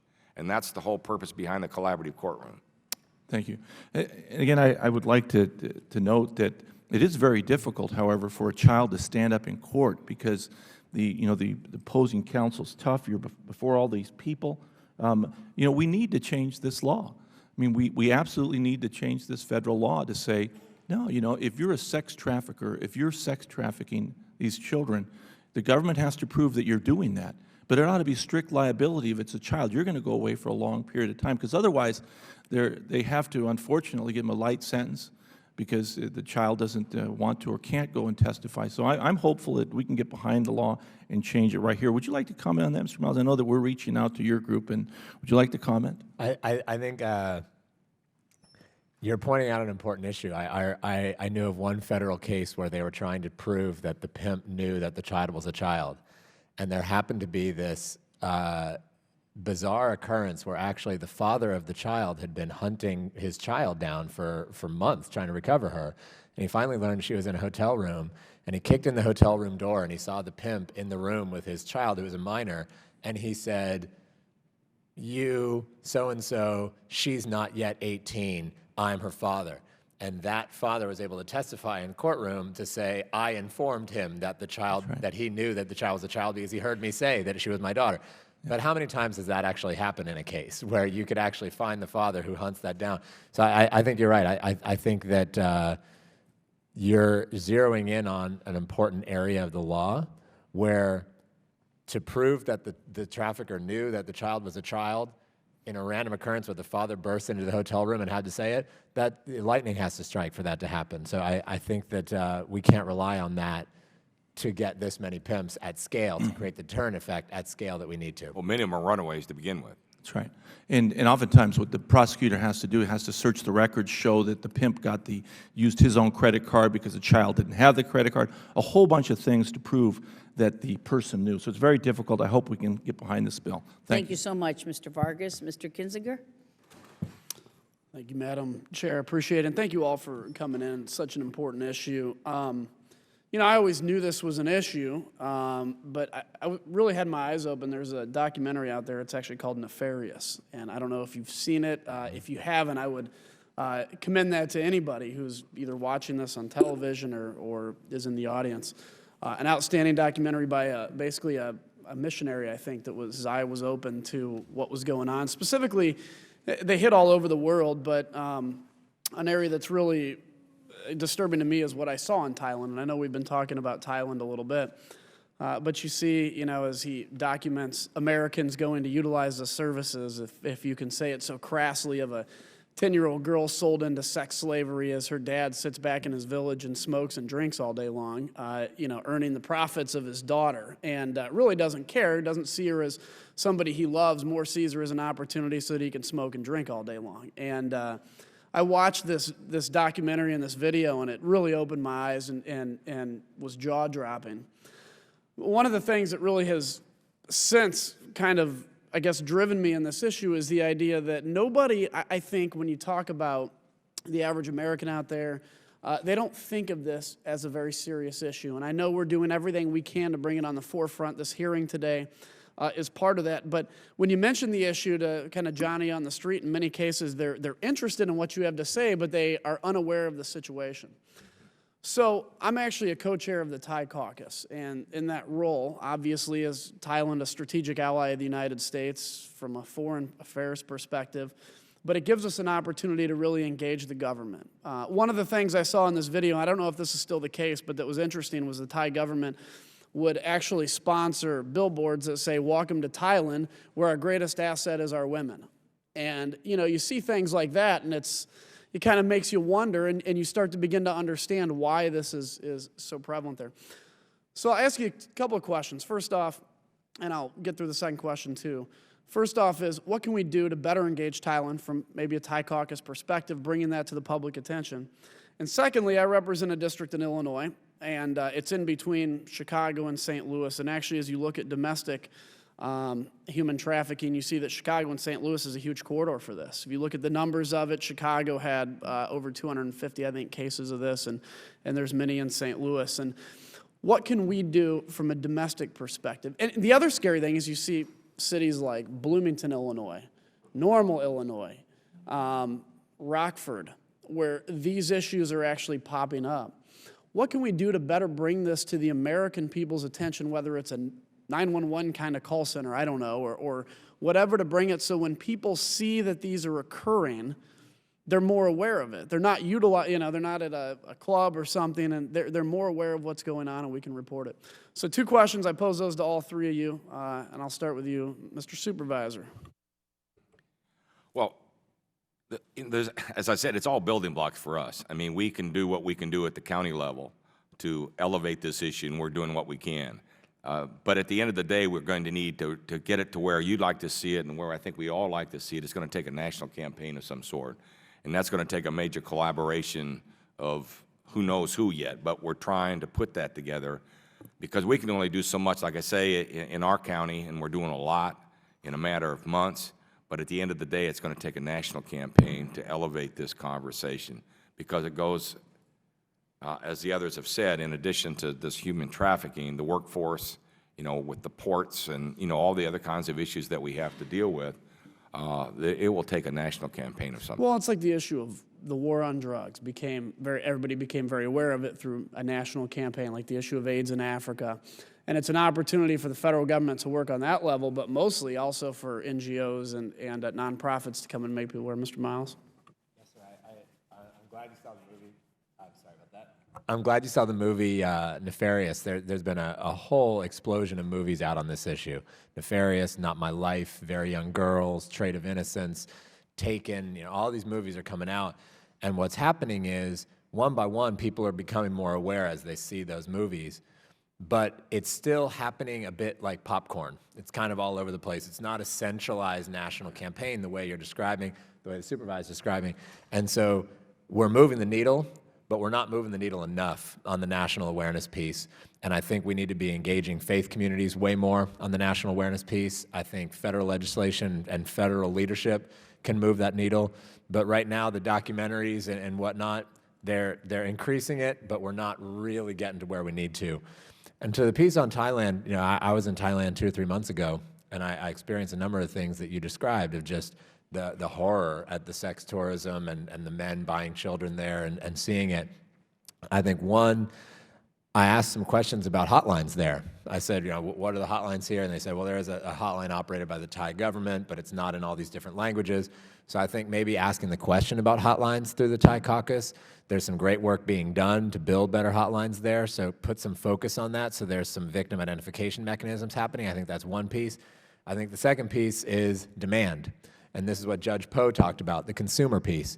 When anywhere in the world, or in the United States, when an economy becomes dependent on the sex trade and the objectification of women and girls, then there becomes an entrenched monetized interest to keep that going. And so whether or not it's present in a U.S. community or in Thailand, that challenge is going to be there, and that's going to revolve around demand. And whether or not that's Protect Act cases, whether or not that's cases of sex tourism, or whether or not that's actually looking at the Thai law to crack down on more consumers, that's going to begin to reverse that tide. But until then, we got a huge problem on our hands because there's entrenched interest to keep that going. Great input. And Dr. McDonald, I got to cut you off because we're out of time. Okay. So sorry about that. Thank you so much. So proud to recognize my Florida colleague, Ms. Frankel. Thank you, Madam Chair. And I also thank the chairman and panel for bringing this issue, which is, I think most Americans don't realize the depth of this. Horrible isn't a big enough word to describe what's going on in the exploitation of folks. I have a number of questions. My first question has to do with the exploitation in the labor market, and you talked about debt bondage and so forth. And in that regard, number one, could good immigration reform help reduce, in your opinion, reduce this exploitation of the human laborers? And number two, could stronger labor laws when we enact trade treaties, could that also go towards minimizing this human trafficking? I'll take a crack at that. I think with the free trade agreements and the labor agreements that are negotiated along with that, it's really important that the full spectrum of labor abuses be considered, including the out-migration and in-migration of workers. Very often, the way that labor issues are looked at when we're investigating a particular country or there's a debate about whether there should be a trade agreement, the full extent of the labor dynamic is not always properly considered. So what is that country doing, not just for enforcing law in its own country, but protecting its workers who are moving overseas and protecting the workers who are coming into their country? So I think that's one point. With immigration reform, I'm just going to focus on particularly this issue of foreign labor recruiters. I think one thing that we found in our own research, and I think it's confirmed by a lot of other research, is that workers who are confined to one particular job, because of the way that their visa is organized, face a lot more vulnerability because they cannot move. So portability of employment is really important, as well as I've discussed before, the issue of accountability for the actions of the labor recruiters whom the farms are hiring or the businesses are hiring to help them process these visas to find the workers. And so there are a lot of good proposals out there in the world of lobbying around immigration that focus on more accountability for labor recruiters. So I think those are really important points. More transparency and accountability for labor brokers and issues of portability of jobs for workers, whatever their visa status is. Thank you. And Madam Chair, I wanted to give a shout out to Brandy Malcuso from my hometown, who was just recognized by Attorney General Bondi for her work in trafficking. In regard to the prostitution, trafficking, and so forth, question, I mean, it is outrageous, to hear these stories. And there is a story playing out today, it's domestic, not international, in Cleveland. And I think the country is going to be, outraged by it. My question is, though, do you believe that law enforcement is really paying attention? Do we have because you've been talking about awareness and hotlines and so forth, but let's talk about enforcement and getting the bad guys or whoever's, behind the trafficking. In your opinion, is law enforcement at every level putting in the resources and the attention to this problem that it should have? From my perspective, no. I think the issue of law enforcement is no different than the average person out there in the streets that thinks this is third world kinds of activities and not here in our own backyard. I think the element of training for our law enforcement personnel, dedicated strike teams as it relates to this, and most importantly, the legislative backup that when they do get the bad guy, that the laws are tough enough to put them away for a while. And I think early on and continue to be on right now, when they get the bad guy is in and out. And, you know, kind of a thing. And then, again, going back to what Congresswoman Bass said, I think we need to change the name from prostitution to something else because they are truly the victim. But law enforcement, I know in our own case, when we started out with these billboards and the flyers on the trains and buses and Metrolink, everything else, it was a whole coordinated effort that had to take place because our transportation police were not aware of this. And they know how to look for the bag that's unattended, okay? But the identity of a young girl that may be, in, you know, so it's a whole training and awareness effort that they're not aware of. And I don't think that they have the resources yet, but they need to develop strike teams. Thank you, Madam Chair. Thank you very much, Ms. Frankel. Mr. Shabbat of Ohio. Thank you very much, Madam Chair. Mr. Miles, let me begin with you, if I could. You described in detail the successes of the U.S. National Human Trafficking Resources Center hotline, and as chair of the subcommittee on Asia and the Pacific, I can tell you that we have heard a lot of cases about trafficking in Asia. The subcommittee staff recently traveled to Cambodia and Vietnam, and I had been there a while back as well and heard the same things about the depth of the problem, human trafficking there, and unfortunately, it doesn't sound like it's a whole lot better now than it was some years ago when I was there, according to the subcommittee staff. And you indicated in your testimony that the only country in Asia, I believe, that you're currently working in is Malaysia. Does Polaris have any plans to expand its work in Asia to include other countries such as Cambodia and Vietnam? And you know, the entire region's traffic cases are interrelated. For example, the Vietnamese women are very highly trafficked in Cambodia, and they're considered to be the poor of the poor and highly discriminated against. And Cambodians are trafficked in places like Thailand and Malaysia, and hotlines are certainly a good first step. So are there any efforts to kind of tackle this problem from multiple sides? Yes, sir. I think it's a great question. So one of our partners on this global human trafficking hotline network that we're working on through the Google Impact Award is a group in Asia called Liberty Asia. And they're working on building a regional hotline that would apply to the 6 countries in the greater Mekong subregion. And so through that partnership, that's one of the ways that we're working in Vietnam, Cambodia, Laos, Myanmar, and other countries there. The one country that we've directly engaged with is Malaysia, but there's some temporal contextuality there to that answer, which is we're starting off on this project to try to identify and contact hotlines in every country around the world and provide them training and technical assistance. And we do intend to work with countries methodically, country by country, and not just handpick a few. So not only through our work with Liberty Asia we'll access more countries, but through our own work, through the State Department funding, we will be directly interfacing with Cambodia, with Vietnam, with the countries that you talked about. So we just haven't got there yet. Okay. So just give us a few months and we'll get there. Okay, thank you very much. And Supervisor Nabe, if I could turn to you next. Our embassy in Vietnam indicated that many of the labor trafficking cases are tied to criminal organizations in California. In situations where the trafficked women are from other countries, how do you handle those cases? Specifically, what happens to those individuals who have been trafficked to the United States via forged paperwork and against their will? And when you step in to rescue them, in those cases, is there anything in place to work with their respective countries to ensure that if they're sent back, that there's some sort of safety net in place to help prevent them from falling victim to other trafficking circles?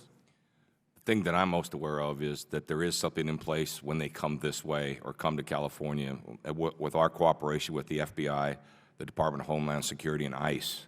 And we have dedicated folks that have that relationship with them. So if we, as a unit or as a county, are able to rescue some young girls coming across that are human trafficked from other countries, we have the situation in place to handle that. I do not know, and I can't speak to the fact that when they go back, what happens. I'm not sure that there's that safety net. I think that's what everyone is worried about.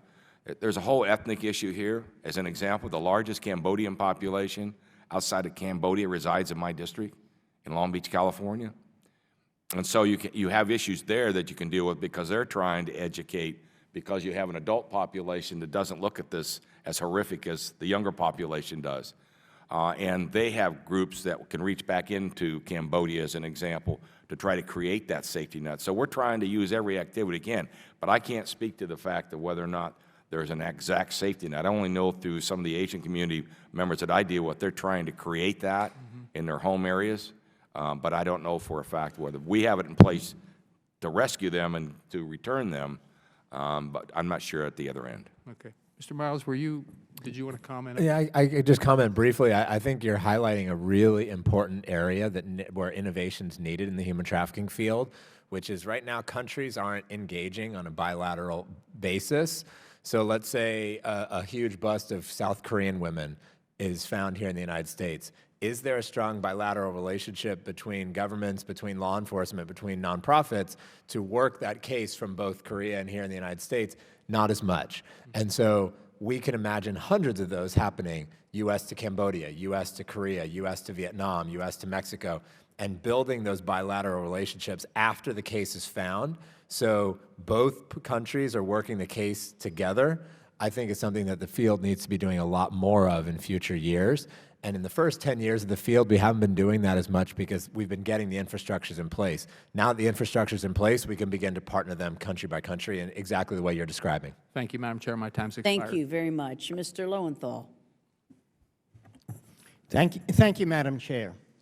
I have a question for Supervisor Kanabe. First, I'd like to commend you and Los Angeles County for your great work in both educating us, but really providing kind of a model for the rest of the counties and for the nation in terms of what at the local level we can do. And I followed your presentation earlier. I had to leave, but in terms of raising awareness, of involving the private sector, in terms of bringing in federal grants and beginning to build relationships with school districts and working with victims. And so my question is, and I see how this is a process that has taken years, that counties are not just going to jump in and solve this. This takes a lot of work and a lot of coordination. I'm just kind of interested in, if you can share with us, how that work with schools are doing. And since this is, we're talking about children's mental health right now, and this is, I'm wearing a ribbon for Children's Mental Health Awareness Month. If you could tell us, with your experiences, how, and as you began with people who are subjected to prostitution at ages 10 or 11, what kind of recovery is going on? If you can, how does mental health work? And I just think that is such an important task, but I'd like to understand more how effective it's being. Well, it's effective. I think it's on two fronts, Congressman Lowenthal. I mean, one is going back to the collaborative court where we're bringing the wraparound services. Right. We can't operate in silos anymore. The mental health piece is an absolutely critical piece to all of this. You always have to remember that the victim is usually a runaway or a subject of domestic violence, so they really have no self-esteem. That's right. And the most significant part of the mental health issue. Then the housing, as I said, is the biggest thing that's missing to be able to protect them, because they may have a tattoo on their forehead or on their shoulder to identify their pimp. And so these wraparound services, dealing with the victim, as it relates to the other part, there has to have to be a public conversation, our school districts, getting the word out through them about trafficking issues. Again, it's a very uncomfortable subject, but I would venture to you know, that there are kids out there that can identify other kids that may be in that potential situation. There's got to be a level of comfort. So we can only do so much, but we try to do it through the mental health programs, through outreach campaigns, and through the school districts. I just think we're the having school some limited success, but again, school districts aren't really comfortable about talking about it either, and that's what we have to be able to raise the level of attention so that it is a comfortable subject. Thank you. Can I just add one quick thing to that in terms of services? As many of these victims are further entrapped through drug addiction, where the pimps and other traffickers are getting them addicted to drugs as a way to further control them. And so services around addiction is a really important component. And we do have that. The health services and public health folks are also part of this collaborative court run. I think it's important that we talk about those kinds of issues also here. And the point that I would just jump in briefly, there are some really exciting efforts happening around the country related to schools. Georgia has been training its schools, kids in schools. There are a number of nonprofits that are particularly focused on reaching out to high school age kids. One program here in D.C. is called Fair Girls. They're trying to educate kids in the D.C. public schools. They're also doing it in Baltimore. There's a group called Love 146 that's educating schools in Connecticut, a group called the A21 campaign in Georgia. The Frederick Douglass Family Foundation's educating kids through New York City public schools. It's beginning to happen a bit more, and it's happening in a spotty fashion around the country. But we need to get to a point, maybe 2-3 years from now, where this is getting introduced as a topic in all high school age public schools. It's talked about like bullying, and it's not the difficult subject that people are having a hard time talking about it, but people need to recognize that pimps are targeting vulnerable kids, and so it's an important outreach strategy to make sure that kids can prepare themselves and talk about it in schools. And so I think that these initial efforts that we've seen around the country, including in California, are going to spread.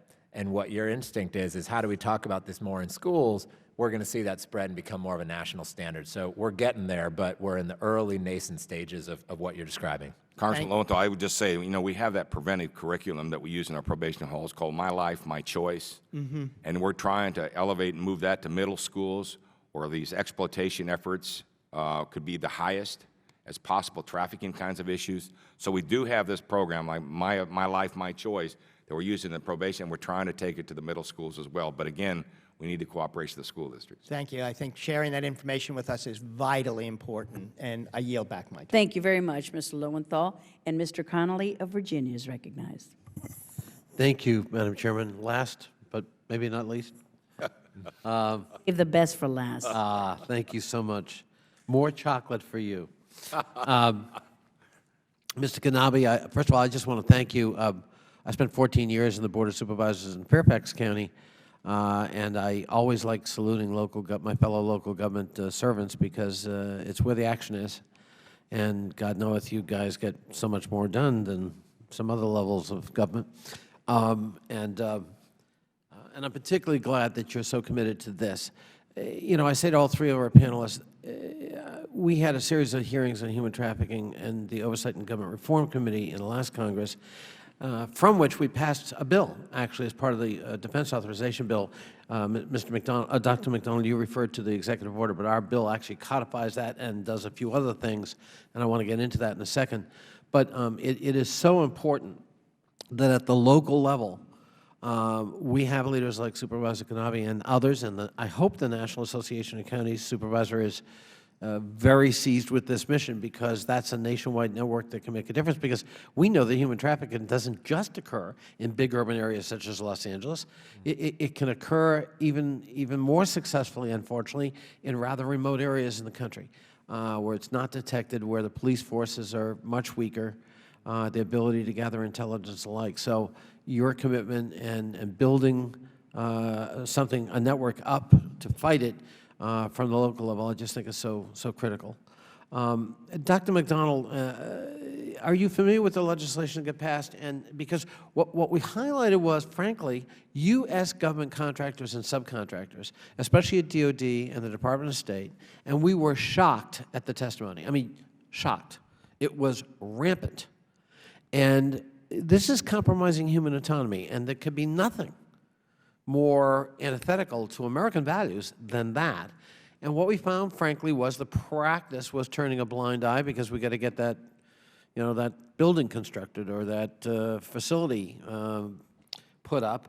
And if some foreign subcontractor feels that's what they need, that's what they need.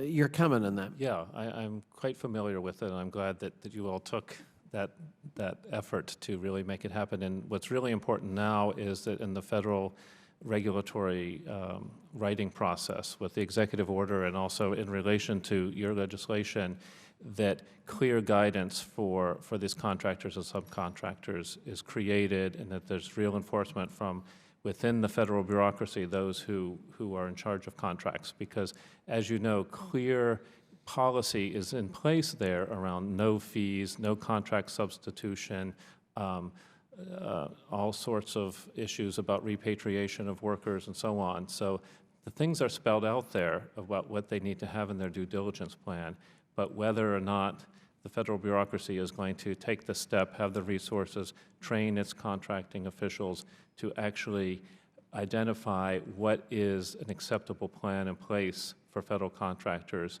and whether there are systems in place for those federal contractors to use things like the ethical framework that I mentioned that we created to provide a blueprint for labor recruiters to show that they follow these rules.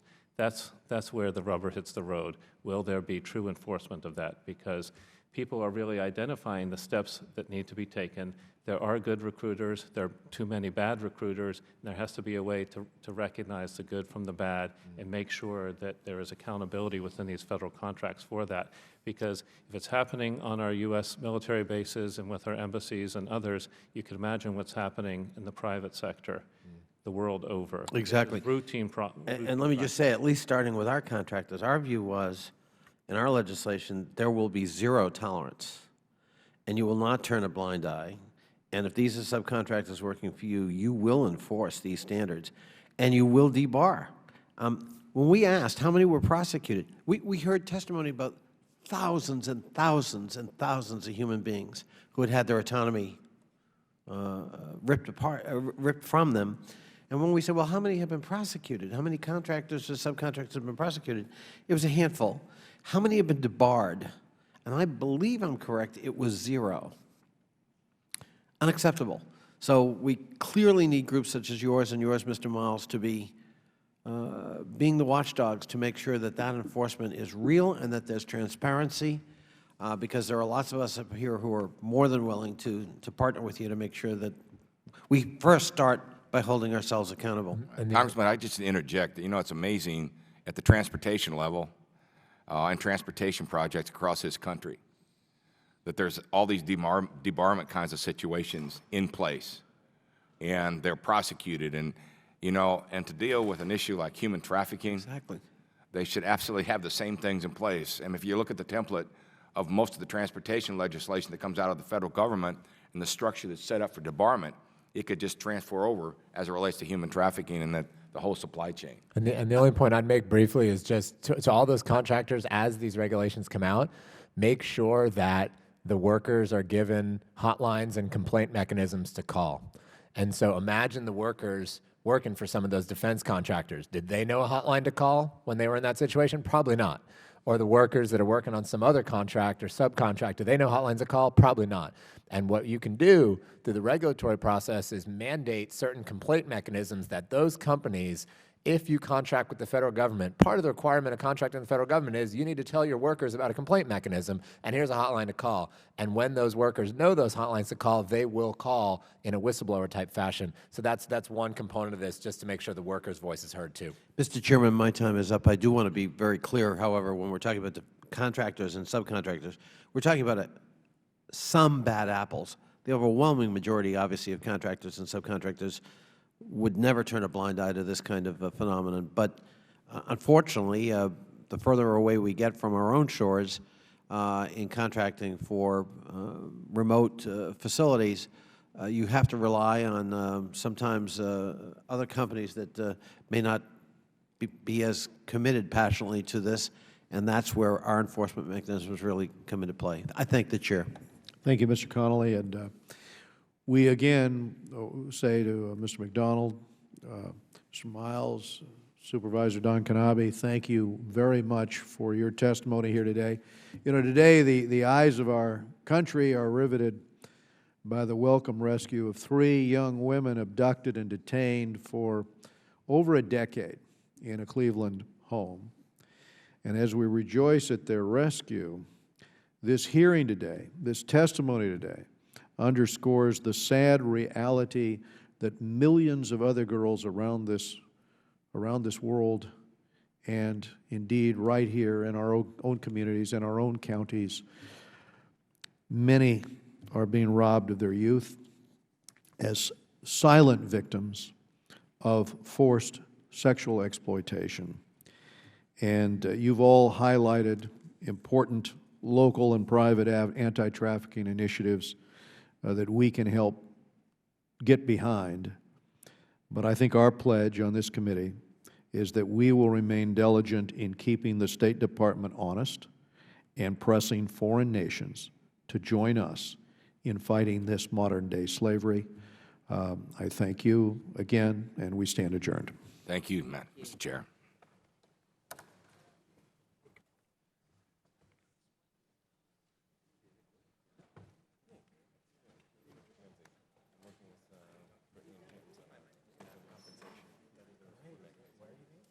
I'm up in New York. We're just incorporated with you.